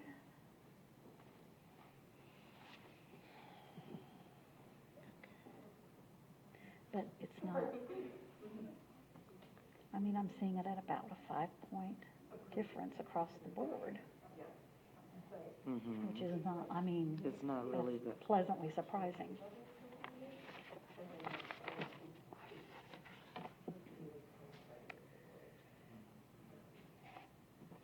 All right, so maybe I'm going to write one about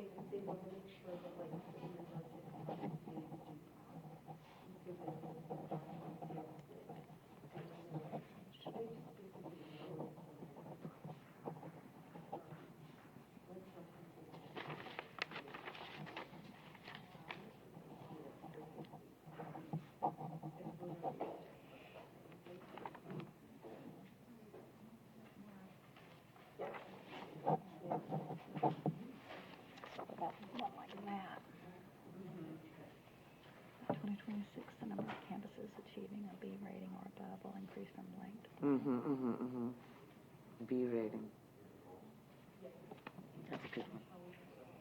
I don't know how many there are.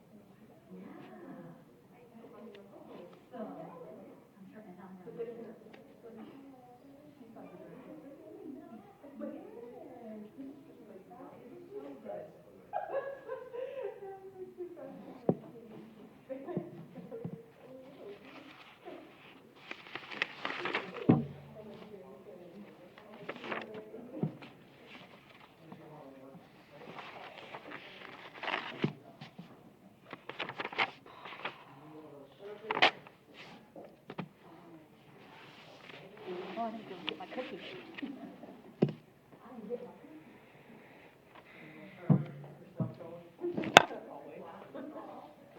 Hey, Data, get in there. sugar. I don't deserve one, so Oh, we're good. stop it. We're good. I was slacking. And I got my Pour cookie. it on. I got a He cookie. had all his gummy bears. Yeah, I already ate. And I've got my cookies, so I'm good. I'm good. You just called me out. I saw all your wrappers over here. I don't see any wrappers. I know you usually open 3 or 4 of them and boom, shotgun them. Betty makes sure she has lots of those, because everybody likes them. Mhm. I remember. And she does too. I remember when we lived in Germany, and we lived on post. Mhm. But my dad had this Cadillac. It was his dream car. But to get the fuel that he needed, he'd have to go off post because it used high test or whatever. Okay. And so we would all beg to go with Dad when he went to the store, the gas station in Vilsack, which is where we were. And because they would come out with a cone of some kind of gummy candies for us to share. If the kids were in the car. Oh. And so they'd They have a would paper bring it out. cone with, and it'd be gummy bears or whatever kind of gummy things that they had. And so we would fight to ride with Dad. Yes. I was in like 2nd grade.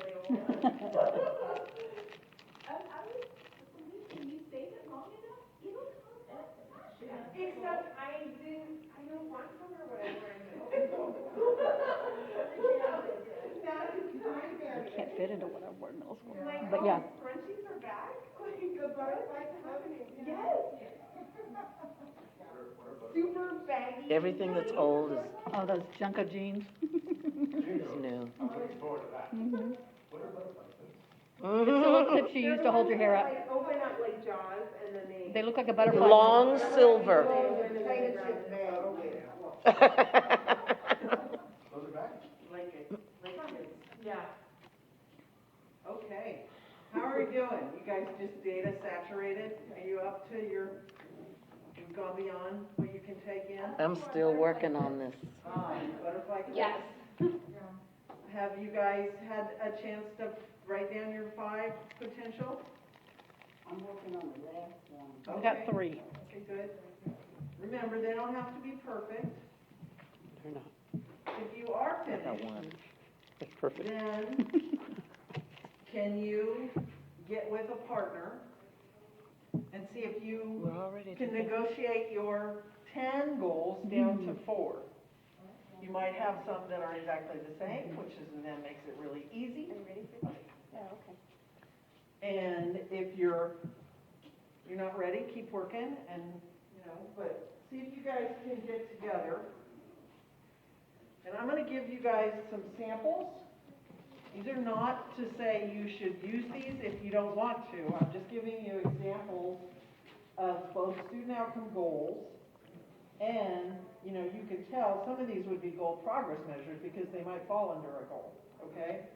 So they're just so you have something to look at if you want a sample, if that's helpful.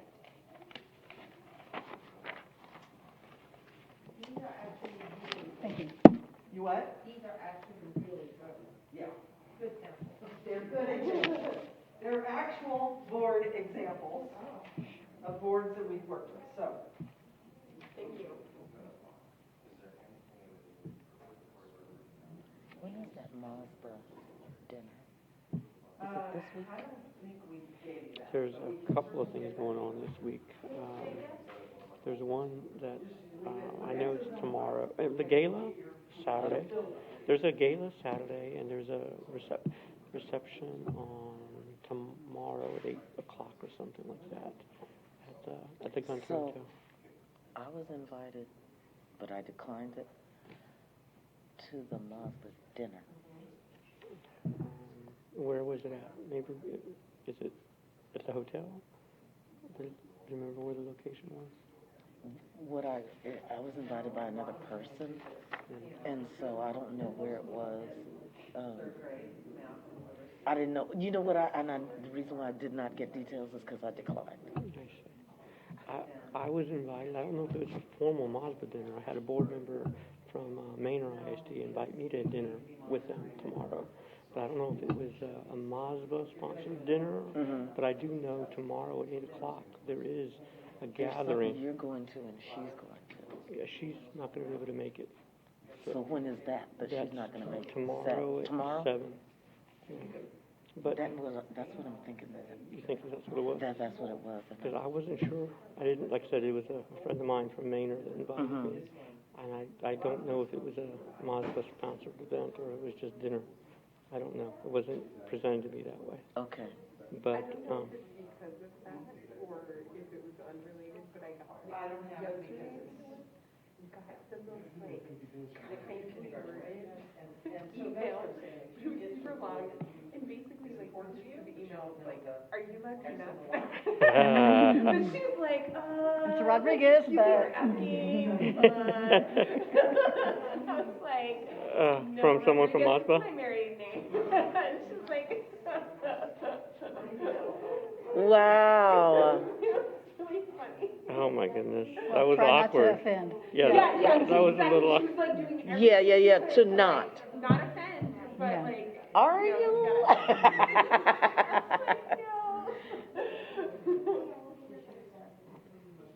And then, of course, I'll be at the lunch tomorrow. Are you going to be at the lunch at Wagner? The Mazda's having a tour of Wagner, and we were all invited to participate. Yeah. So I plan to be at Wagner tomorrow.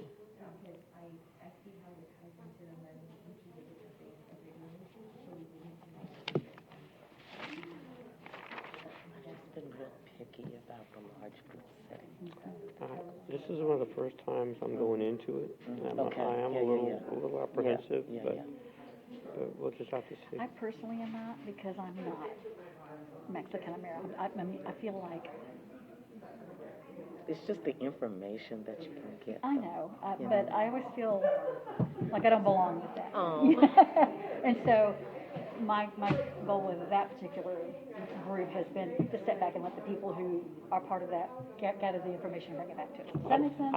I like going to all of them. I went to the Black School board. Alliance, and I'm good friends on that. I know. So I like to just be engaged in all of it. Cube was my And favorite. are you still a member? No, It's not, so expensive. that's why I couldn't. We only have so much money in our budget, so I And couldn't. it's less than it used to be. Yeah, so I couldn't join them. But I still support them. Yeah. But and Mazda's only $300. That's the only reason I even go to that one, because it's nothing, and there's no hotel expense, there's no cab And- expense. Right. It's just And the thing about Mazda is, it would be even less if everybody became a member. You're right. there's a discount if you're total I thought it board. was the district was a member. That And that you we can- didn't you have to can- do individual. No? Am I wrong? There's two different kind of ways to do it. Okay. You can do it individually if your district doesn't, but yes, your district can. I thought we were as a district. I don't know. I don't know either. I was- just think it's individual. I decline, because it's just cheaper for the 300. Yes. The whole district membership is in thousands, but it's 300 for me to go, and it makes sense just to pay individually. And then the other thing is, it's always right before Tacit TASB, and it's like, oh, I'm gonna be, Yeah. So, Yeah, so, Now, do they have at Tasby their luncheons like the Black School Board members do, Alliance does? They always have their luncheon during Tasby. Mm-hmm. And I don't know if Mazda does. I don't know. I'm trying to get more involved with them. I haven't been, other than just on the peripheral to kind of see what they're discussing, Yeah, what the but issues now that are. you're gonna be a member, Yeah, I'm looking at that. I haven't officially signed up to be a member. Okay. But I'll tell you that there is some discussion of doing more with them. We'll just see. We'll just see if that kind of works I out. just got my application so I can fill it out for Texas Black School Board Education. If I could do them both, man, I would do them both. You can't, but we'll see.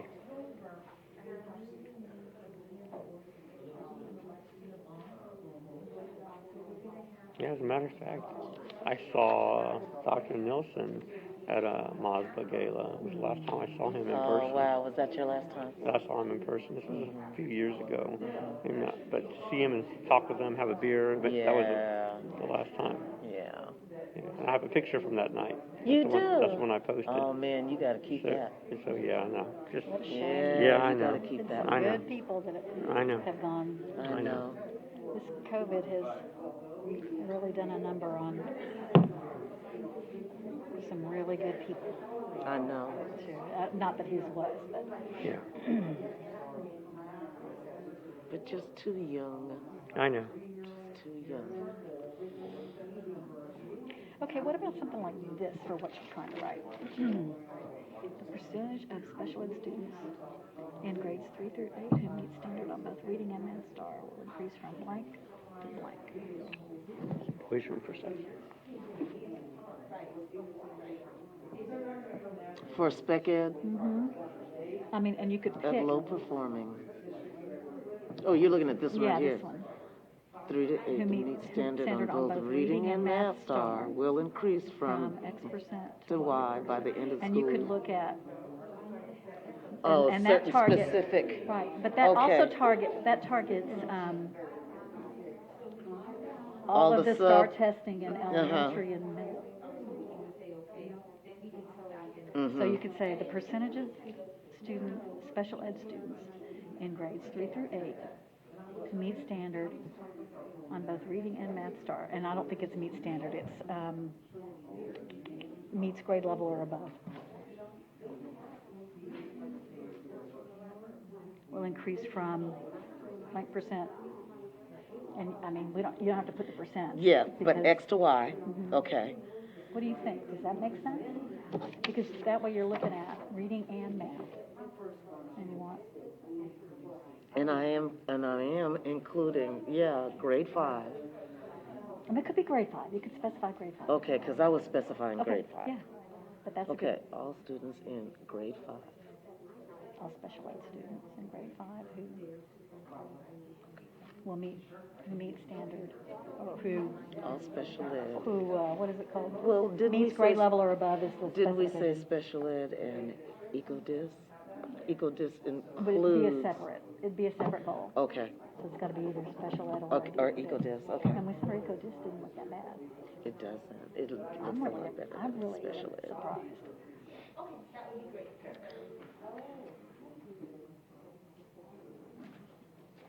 The percentage of students, okay, so it's starting with, Okay.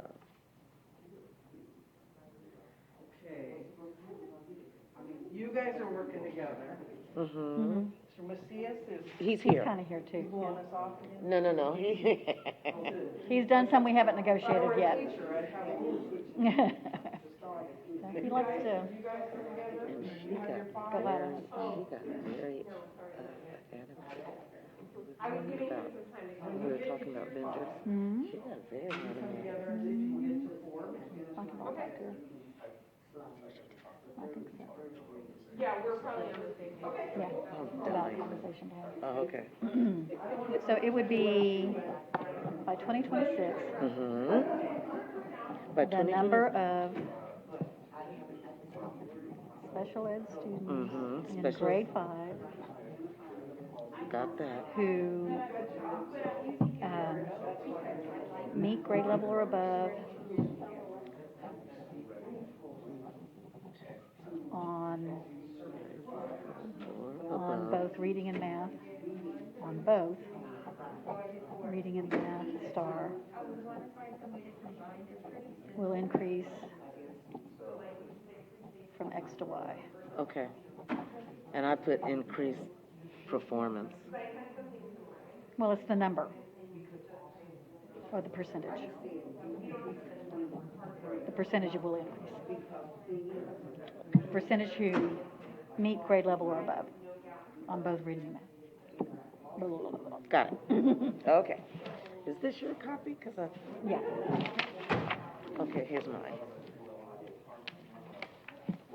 Okay, so for me, number 1, number 2, and number 4. I don't know about number 3, about achieving a B rating or above. I don't know if that's because who knows what the ratings are going to be.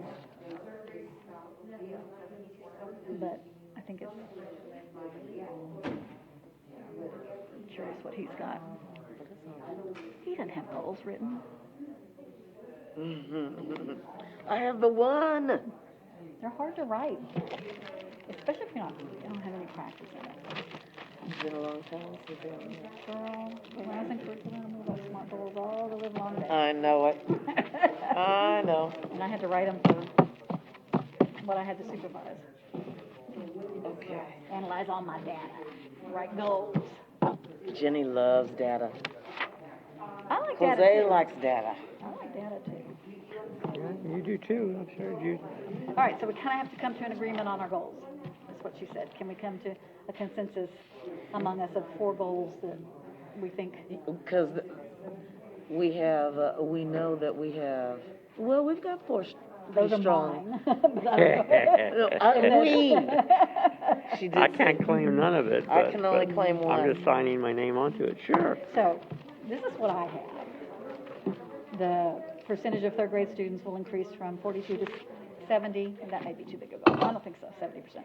On meets grade level or above on reading star. That's your literacy goal? That's the literacy. And I They're had reading. 37 to 67%, 37 to 60%, because I was targeting the special, the economically disadvantaged population, because they are 37%. So that performance level on the economically disadvantaged is 37%. And I said, we need to get them to 60%, which would move that one. But I'm comfortable with yours. I'm just telling you what I put. So that would be, but that would be an input underneath it. What do we need to do to support our SES students to make sure that Possibly they go? for that, absolutely. I think it go hand in hand. If anybody wants to look on the 3rd grade. So I like that one. You can see how we would have annual targets. I like that. I also will say the only difference in mine was I said by 5th grade rather than year over year. What was your year-end target for that one? Number 3rd 1? grade, So 42% to 70%. Within 1 year? No, by 2026. We're Oh, currently by at 42. okay, yeah. Yeah, We're Okay. currently Yeah, 42. all of these are going to be By 2026. 2026, it'd be 70%. Perfect. Then the next one I had was, again, by 2026, the percentage of students who meet CCMR criteria will increase from 50% to 70%. And maybe 75, I don't know. Those numbers can all be differed with, but I'm good with that. That Okay. sounds great. Right, Renee? Sure.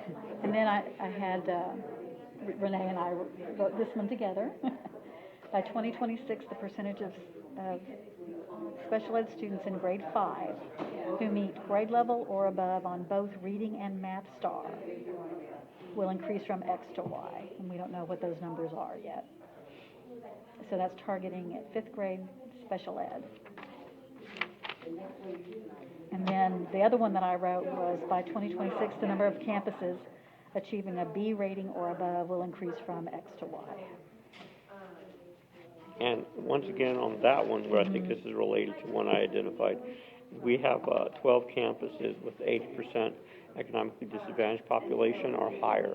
So 80% or higher, and each one of them showed negative trends. Every one of them, it's almost double digits.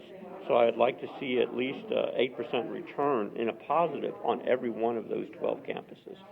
So that would be something that could go right underneath that one that you just mentioned. Yeah, to get them to the B. Yeah, to get them to B rating.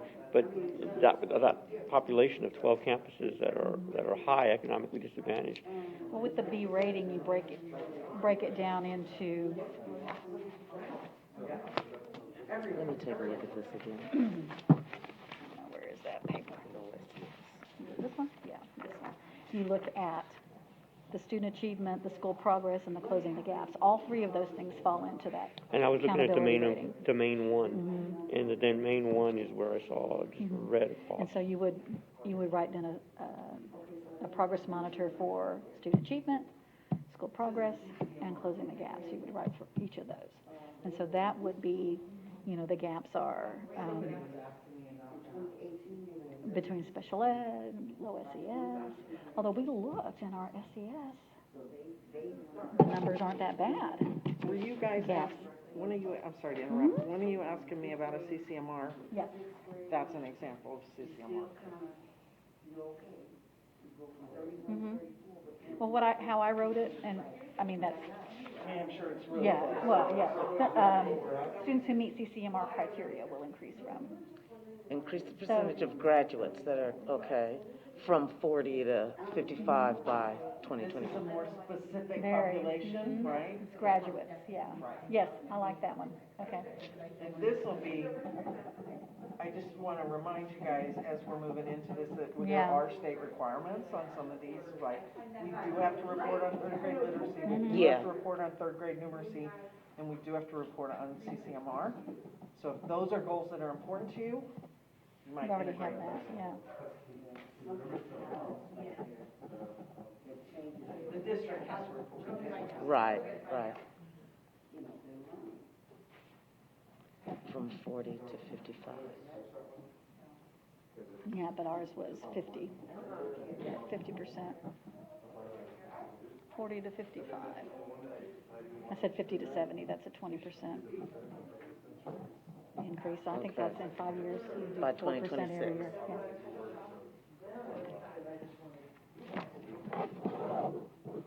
Paper. Jaggedy.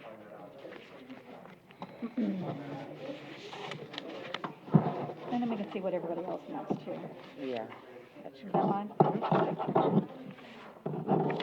got so many papers here, I don't even know.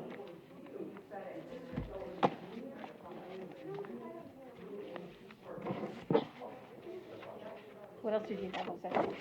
I think it would work. The only other thing I had 4 objectives. One was the 2 I think I shared with you. The other one was to increase in domain 1 the graduation rate from 91 to 95%. We talked about that earlier, where we are. So I think there should be a concerted effort to try to get that higher, and whatever that 4% growth needs to look at. I did put a 2-year plan on that, so just so that we can build from year to year as we get there. And then the the ELA, the TSI criteria in ELA reading and math from 33% to 50% in 2 years. When I identified specific, those are it. Those are the 4 that I wanted to kind of build some goals around. But yours are great. The TSI fits under the CCMRI Yeah. one, and the graduation rate would be a separate goal. Yeah. So we could make that a separate 5-year goal. Yeah. From 91 to, we could go for 100. 99? 91 to 98. What's the highest one we had on there? 99 was Alma Heights. Yeah, I think so. I would say 98 is reasonable, or 97. We should be. And we could write a 5-year goal around that. Okay. That sounds good to me. That sounds good. All right. But, yeah, right here, 99% Alma Heights. So Southwest, we should be better than Southwest. So we, 98%, 99%, yeah. Write your goal. So. By 2026, I got it. the graduation rate will increase from 91% to 99%. Yeah. So, Yeah. good deal. How many students does Southwest have? Oh, they're a good bit smaller. Yeah, I know. Are they I 10,000? I think around 12, but I'm not Okay. positive. Dr. Ball would know. I wonder if she really would know. I'll ask her. She probably has a really good.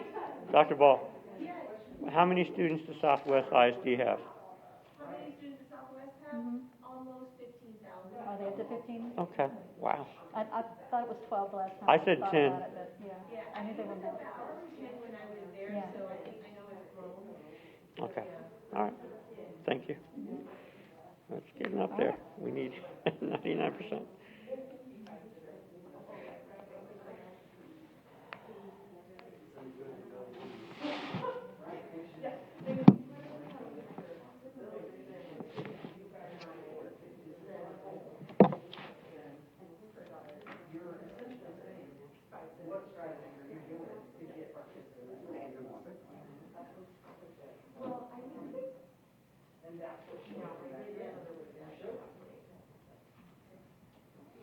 Okay, guys, how are we doing? Are we ready to try and see if we can come up with some shared ones?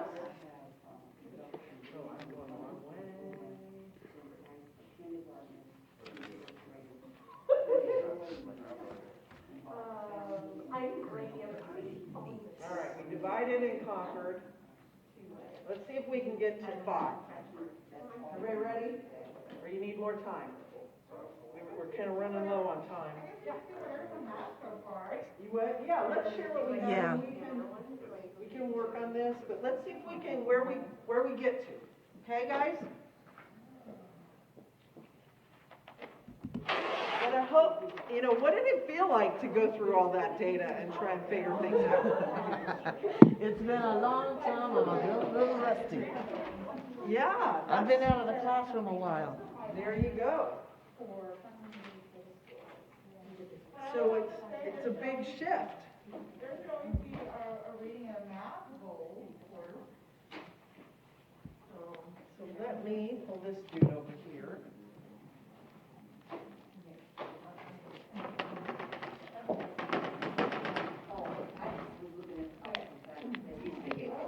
Okay, we're going to go through. You paired up, or you guys tripled up? Yeah, we tripled up. Good. Paired up, paired up. Mm-hmm. So each of your groups can give me your number one priority. The number one, would you say the early literacy? Uh-huh. So we'll start with you then. What is it? The early literacy. What does early literacy mean to you?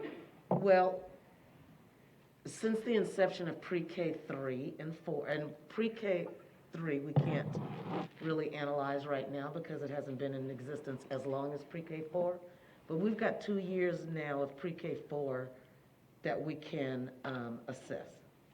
So is that kindergarten level you want to evaluate? No, what we talked about was, we think that success of our pre-K program will lead to success at third grade, yeah. So third grade reading is what we'll be looking Uh-huh. Okay. in 5 years, because that gives us pre-K 3, pre-K 4, I gotcha. kinder, first, second. There we go. Right. Yes. So, third grade literacy, Yeah, it's third grade reading. reading, because that's what's assessed for third grade. Okay, we're not gonna, you don't have to give me the baselines and everything yet right now. Oh, We're gonna okay. get there, we're gonna get there. Oh. But let's see if we can get to the 5 that we all agree Oh, on. I see. You just want The general. Go ahead, We're give it gonna to do us. some negotiating now here. All right, go ahead, All right, Suzanne. that was y'all's. You have one that is important to you?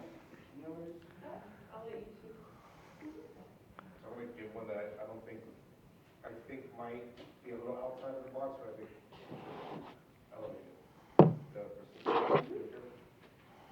So, Who's on the little pad? and we don't have the data for it, and I think it's important to know. So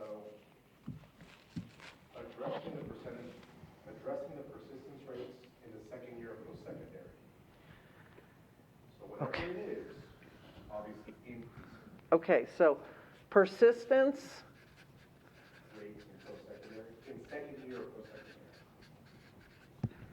and post, I don't know what that means. So for example, we get our students college ready, Yeah. right? And then once they go in there, what we would want to see is students keep on persisting. So rematriculating in their second year and doing one continue on in their education. It's not only important to get them accepted, enrolled, but then we want them to continue thriving because they are college ready and doing well. okay. So you're saying after they've already entered? Where's my, Second year, that they're entering into their second year. They got through their first year. well, How do you do that? I don't know, can I, do you know where I get that data? so this is what I From want the to colleges? remind you guys. Student outcome goals. Is that influenceable by the superintendent? Once they leave us, no. Okay, what else you got? It's a great goal, but is it Yeah, influenceable? well, then let's bring it down to, what is it? CCMR? CMR. Yeah, Now, I don't, first of all, I don't want to, I think that's an important goal. I think it's data that we haven't quite evolved to yet, where school districts can measure that. So I think it's something that you should always have conversations about. Does that make sense? So I'm not trying to discount it. I just don't think it's influenceable by the superintendent. So we'll do a Even for our schools that actually, the early learning academy that's associated with the colleges, you know, and, because they graduate, a week before they graduate from high school, they get a 2-year degree from college. That's absolutely measurable, your success in your early college programs. So, could what they came up with be applied to that? Can be, if that's the only, Outside comparison? So if we were to say, we want to increase the amount of students getting college credits, yeah, certainly you could, that to me is like getting college credits can be a progress measure to CCR, to being college ready too. But you could certainly measure like the number of students who graduate with college credit, whether they get it through the AP class, the dual credit, or the early, or you have an early college program. So you could certainly, that can certainly be a goal. Now we'll have to make sure we have some data and some progress on that. What do y'all think? I think the other one, like, we were between two, and the other one was around CCMR, so I think we're fine With CCMR? Yeah. Okay. I think we can have some really creative progress measures that get to some of this early college credit too. Okay, I'm gonna cross this out, I'm sorry. Okay. What about you ladies? We talked about literacy also, that's, early literacy. I can't hear. We talked about early literacy also, so, that's a big plus. Okay. Also math. Math, early math? Uh-huh. Third grade math? Yes.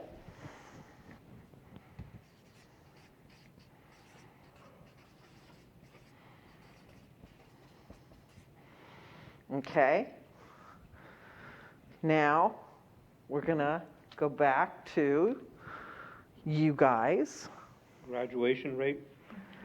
Graduation rate? From 91% to 98%. Okay. By when? 3 years. 91 to what? 98%. 5 years.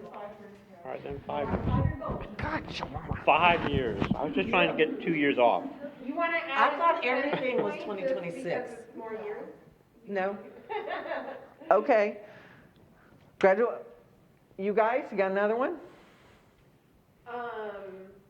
I think we talked about 5th or 8th grade being also like gateway years, and so. 5th grade. Oh yeah, we don't have a pre-K one on there. Oh, yeah, we'll throw that into. The early literacy. So Pre-K? Pre-K 4 students will be kindergarten ready. We don't know what the baseline is for that. We didn't put that data in this. We'll packet. get that data. So you want kindergarten readiness? Yes, from our pre-K program. Okay.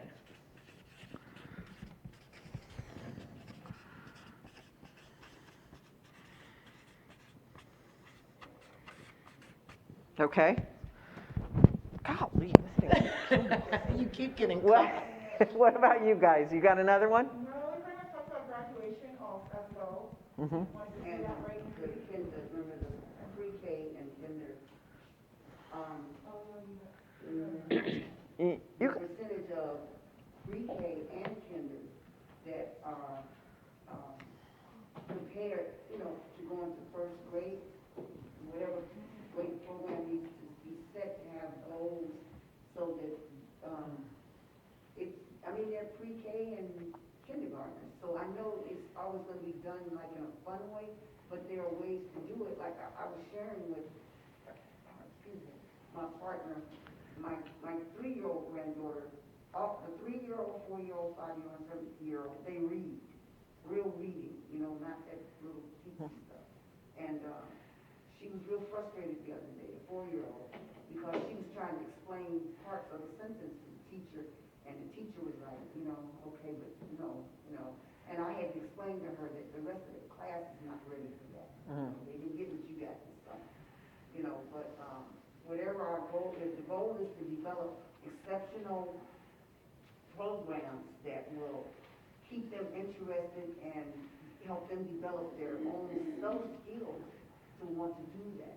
Go home and want to read a book or want to practice math and stuff. So what would the student outcome be? That they will get to, first grade, by the time they get to 3rd grade, they'd be very self-sustaining, their capabilities would be above grade level.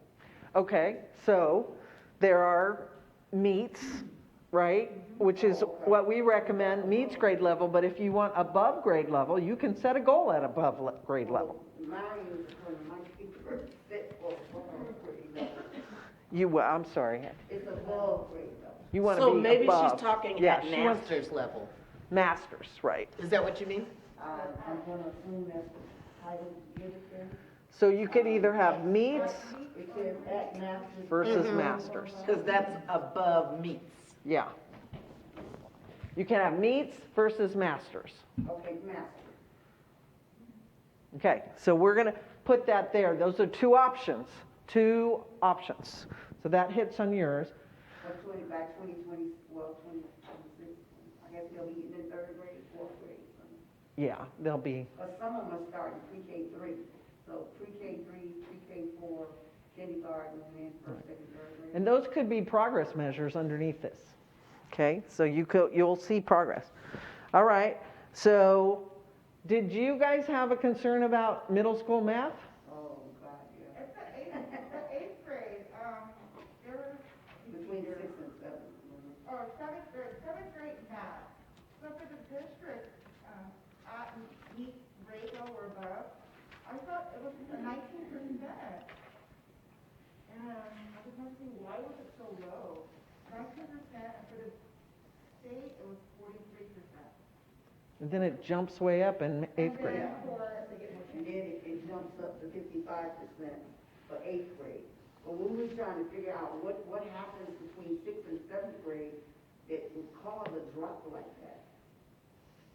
Because it dropped from, in 6th grade, it was at, 2018 was 31%, 2019 was 34%, and then the 7th graders were, 2018, they were 16%, and in 2019, 19%. In fact, it's a big drop. And I was asking, is it because what did he say, middle school? 7th grade is middle school? 6th grade. 6th, 7th, 8th. So Here, let me show it to you. It's in this taper report. does the math change? Can I or borrow something? this from you for a minute? I didn't bring enough. Can I just Go ahead. I don't know if that's when they redid the math. It might be. I think that's when they reorganize the math peaks. And when they do that, a lot of Somewhere times in here they'll is break it math. down. So those seventh grade kids I think it's on the next page. have teaks that are on it that they weren't prepared for from sixth grade, There's math. you know? That messes you up a lot. Yeah, that one's good. And that could be it. But they're lagging far behind the state average. And I would expect something like that. That's to what be happened. back to the state. That's what happened. They took the algebra, they separated it. That's why. The So- seventh graders took algebra one? The eighth graders Did. Right, but, so that wouldn't impact, it's seventh grade that they're talking about. Right. Sixth grade and seventh grade is what we're talking about. Oh, okay. Yeah, I would see in eighth grade, like that. They went up, yeah. Well, Grade. what happens in eighth grade is there's a lot of the more advanced students take Six algebra math. one in eighth grade, and they take the algebra one test, not the eighth grade math test. At meets, and then it jumps, then it's at seventh grade math, and then it's at eighth grade math. Like if you're on a college preparatory kind of track. So it sounds like maybe middle school math is a challenge that you guys think is important? Okay, so we're going to say Middle school math. middle school math, and we might say eighth grade because that's the end of middle school, and we can even have fifth, sixth, seventh as progress measures to get to that. Does that make sense? Yes. And Fifth, you would include fifth? we could, we don't have to. We can create formative assessments that go into those progress measures as well. So it's not just star-based. But eighth grade math is also a predictor of college readiness. Okay. So, Is that why they separated out the algebra like that, maybe? because passing algebra 1 is a CCMR component.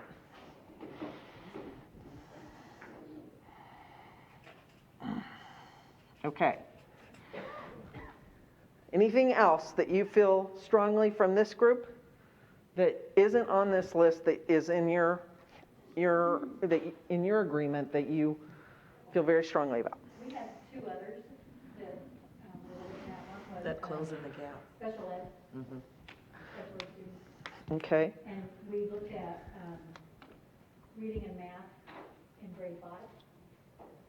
So students who SPED, reading and math. SPED students in grade 5 who meet grade level or above on both exams. So And I don't know if that's too specific or. that's two different goals, reading and math. So pick one.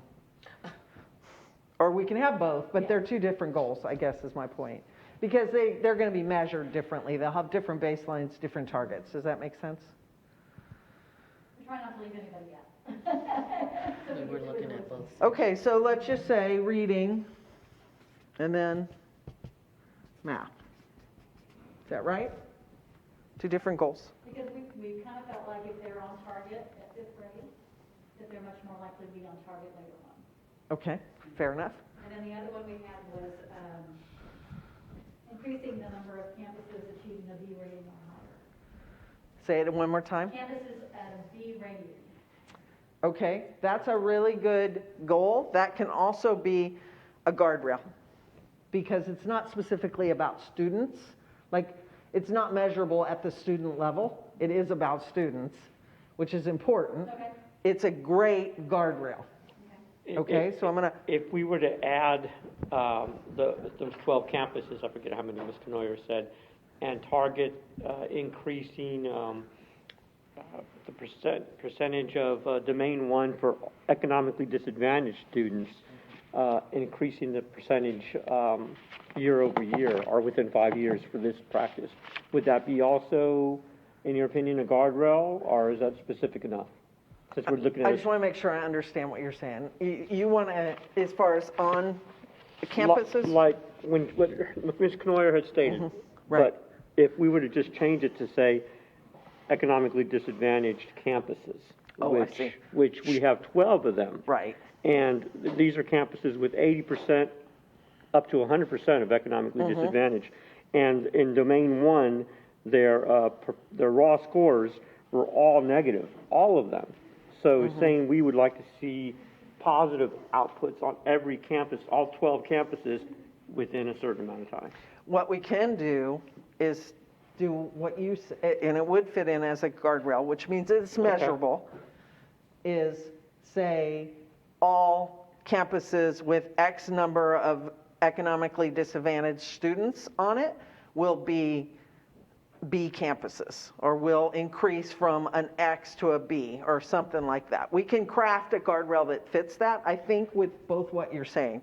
Yeah, so it would He be was the trying same. to see if we could change it to a student outcome What- goal, if we use that. Yeah, that's what I was asking. Yeah. If we did that, would it change it? If not, it's the same thing. Yeah, I don't think we can, because Okay. I think it's going to be really hard to track it down to student level data. Okay. Okay, but it will still be part of board work. Sure. Right?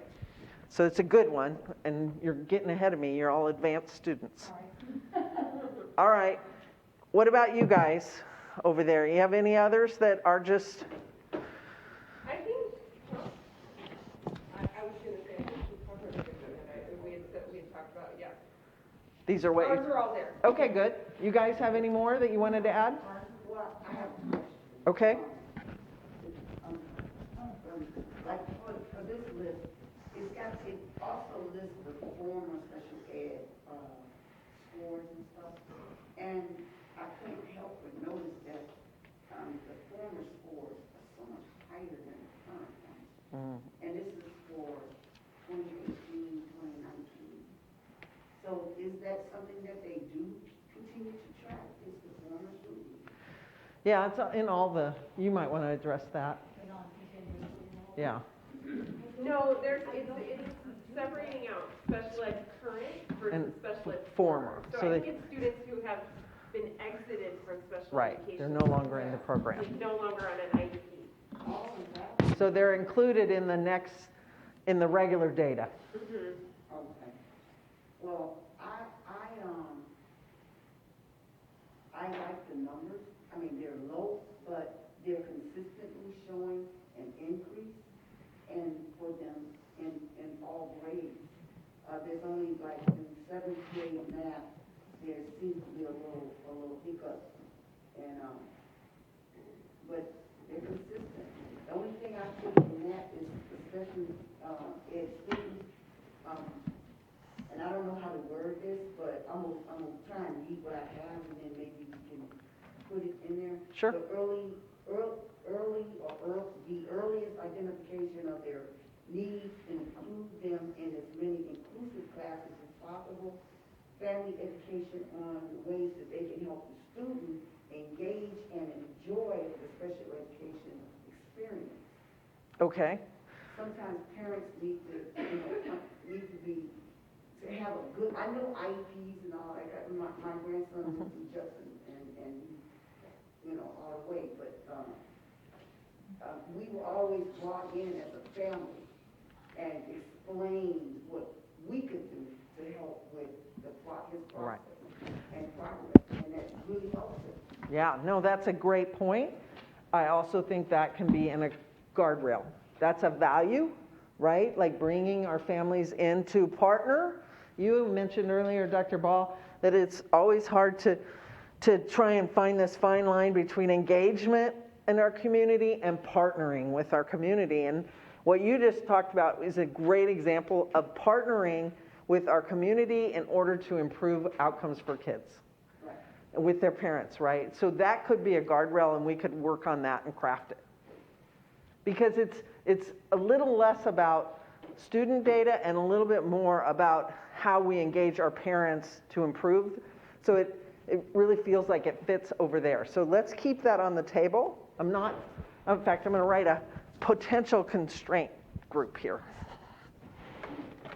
As you guys have come up with some good ones. And it helps us as a family understand when, there were concerns about a change in behavior or he was having a difficult time understanding a specific part of assignments and things. It helps us as a family to be able to assist him. Right. I mean, because we better understood what the intention was and which direction the teacher was going in. Yes. Family partnership, SPED. Was there one more that you guys said that I said would be? I think it was the persistence rate in post-secondary. This one we'll really have to work on. That's actually a tougher one. I don't know that we can get that data, that's the problem. Because I remember we talked about, at one point, looking at, how many students stayed in school, and it's self-reported by. 1, 2, 3.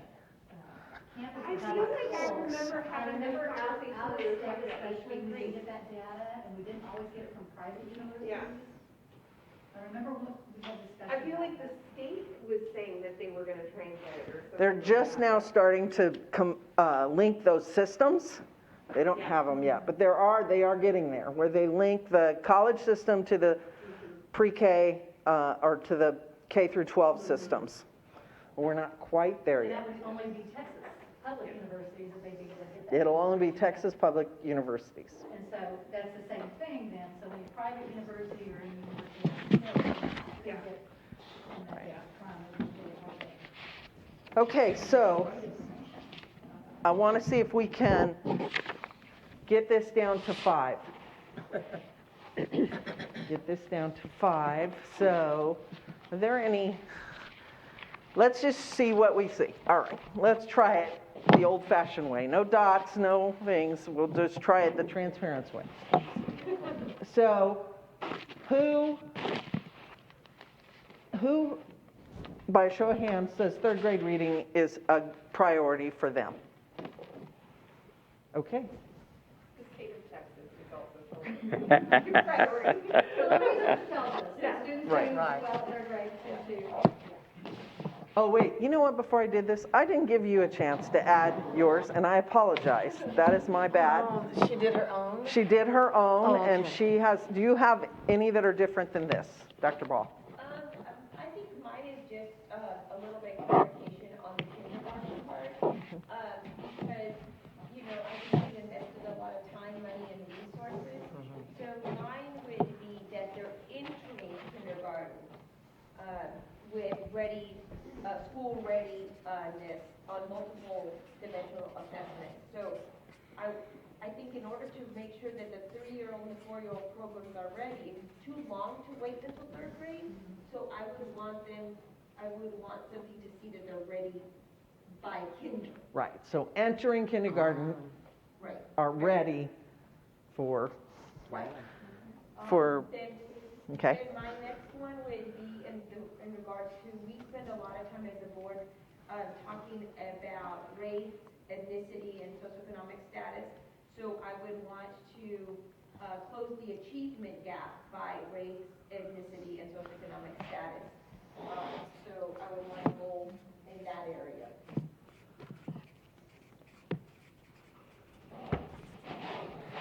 That's something we talked about. We did. We didn't know how to encompass all the. I was thinking like to any one of them to get to the IE part of the SMART goal, we say with no gaps by disaggregated demographic groups, meaning eco-dis, like I've been told not to use the word subpopulation because it diminishes groups. But, So what do you say? disaggregated demographic Oh. groups. So like the ones that are state reported that are, you know, here are all the rows or the columns. I think the only one that makes it a little bit difficult is special education because I think that merits a particular call out, in my opinion. But. Yeah. So we can take this closing the gap one. It's an equity goal. It's an incredibly important, and I applaud all of you for bringing it up.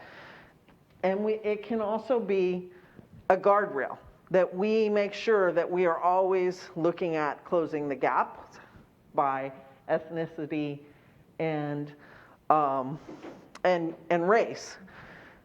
But I think we can also make it into an outcome goal. So it's whatever you guys, we just are going to have to wordsmith it to get it where we want.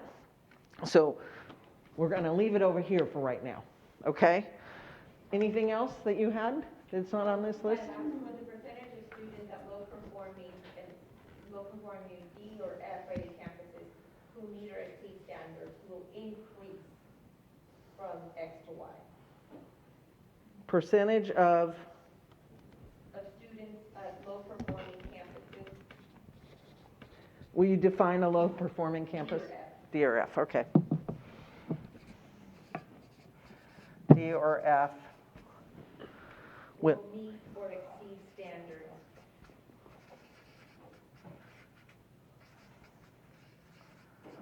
Okay. Or increase from X to Y. Right. So that, to me, speaks to a lot of different things. It speaks to equity. It speaks to teacher quality. It speaks to campus quality. There's a lot of good stuff in there. And that is what the board, to me, I've been hearing them. Put your best teachers at those campuses. Pay those teachers more that are at those campuses. So that way, to me, that one meant something. I mean, they're all, the ones I picked meant something from what I thought I was hearing the board say. Okay, thank you. Okay, now I apologize for doing that. We're going to go back to the thing. I know I have 5 minutes. Real quickly, Dr. Ball is demonstrating kindergarten school ready and then our kindergarten readiness. Is there a material difference? There really isn't that much difference. If you guys are I think kindergarten readiness, entering kindergarten is the same as kindergarten readiness, isn't it? And I just wanted to be clear, like, I'm talking about the 5-year-old, so we can say that the 3 and the 4-year-old program is really working. Working, I see. Yeah. So are Like, that you- they exit And we're saying the same thing pre-K4, too. Right. kindergarten ready, according to the Texas standards for kindergarten readiness. So are you guys good with that one? Okay. All right. I don't think there's any other overlap. Okay, who wants CCMR goal? Show of hands. 1, 2, 3, 4, 5, 6. Okay. That gets 6. All right. 3rd grade math. But we can't put the math and the reading together. No, because I'll have 2 different baselines. And I will say, remember what I said, this is HB3, this is HB3, and this is HB3. Districts already have to report on this. We have to give them. I'm sorry? Well, you don't have to. You don't have to, but it's wise because your district already has to focus on it. They are already required by the state. So for you to be not in support of that makes it very hard for your district. Does that make sense? I didn't write the legislation, but that's what it is. We would just, we would still be supportive of it, as far as I know.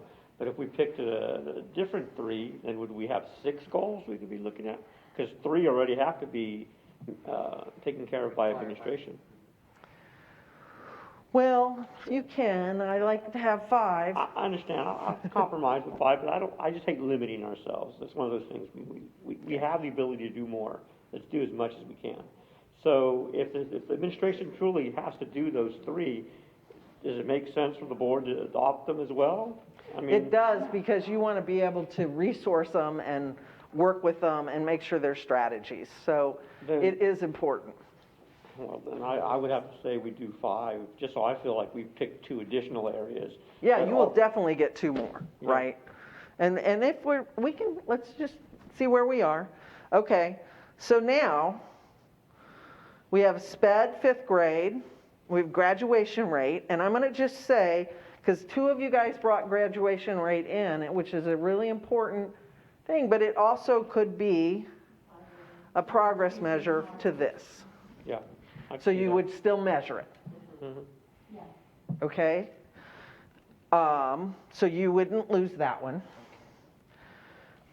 Now you have, and what about I think a lot of you guys talked about entering kindergarten. Is that something that everybody, what is? Yeah. Yeah. Okay. Okay.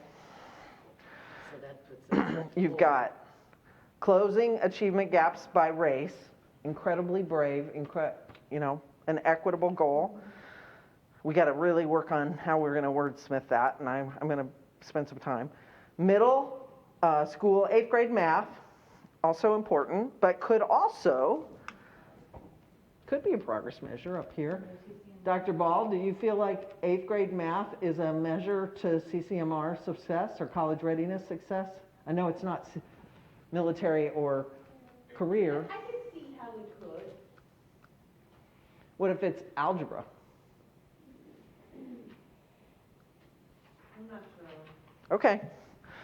So we have middle school math, we have 5th grade reading or math for SPED students. And then The DRF campuses, right. I can move this to the guardrails too if we wanted to keep this, but we didn't want it on a goal. Wouldn't 8th grade math, Dr. Ball, be an indicator of like whether they're on track to either meet the ACT or the SAT or the TSI criteria? Yes. So that would fall. So that would, Yeah. CCMR, yeah. Like it's like a, what do you call it, a bellwether for It is. CCMR. Yes. Okay, so now we have 4. So we have the closing the achievement gaps. We have, thank you. We'll see you next week. We have the Special ed. the SPED one. And we have this one. But this one, I will tell you why this one could go to guardrails. Because it speaks to teachers. And teachers is not a student, right? That's a different kind of an outcome, which fits in, look, we want our best teachers on our campuses where our kids need them the most, and we're going to fund them, and we're going to train them and make sure. That, to me, could be a guardrail. That also goes to the increasing the number of B campuses. Right. I mean, directly related. So we could still have that be board work. And I'm sorry we haven't talked about this, but I will explain these for you a little more. So that one, percentage of, what did we say that was? Students on DRF campuses.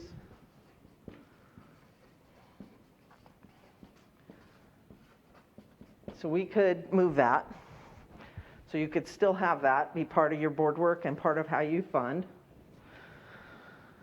Middle school math has moved up. So now we have the closed achievement and we have the SPED. I'm 1 minute over. And both of those are extremely important. If we look at the closed achievement gaps by the disaggregated data, special ed is one of the pieces of disaggregated data. So it would kind of fit under that one, would it not? It would fit under your 3rd grade and your 3rd grade. It wouldn't fit through It wouldn't at fit 5th under grade. SPED? The SPED would fit under this because we're going to disaggregate these. Where's Oh. 3rd grade? The very last one where it says closed achievement gaps. Oh, I'm sorry. Race. But Like, that, couldn't we add that to the end of any one of those goals? To Certainly. make it the equity part of it? Yeah, absolutely we can. We just need to say by how much. Right. And then we actually have a calculator that does that. Like a analysis dashboard that will show you if you want to close the gap, this is the percentage you need to increase. So we can give you that kind of data. So if we add this to everybody, we're going to make it special. So you could still have a 5th grade SPED goal. If you feel like that is a priority, what do you think, Dr. Ball? I do think it's a priority. okay. So I am 1 minute, 2 minutes, 3 minutes over. This is what we're going to do for our next steps is we're going to take these and make sure we have the right baselines, right? Everything, we'll look for the data. I'll work with Dr. Ball. We'll have the right baselines. And then we're going to come back and we're going to discuss what the target should be.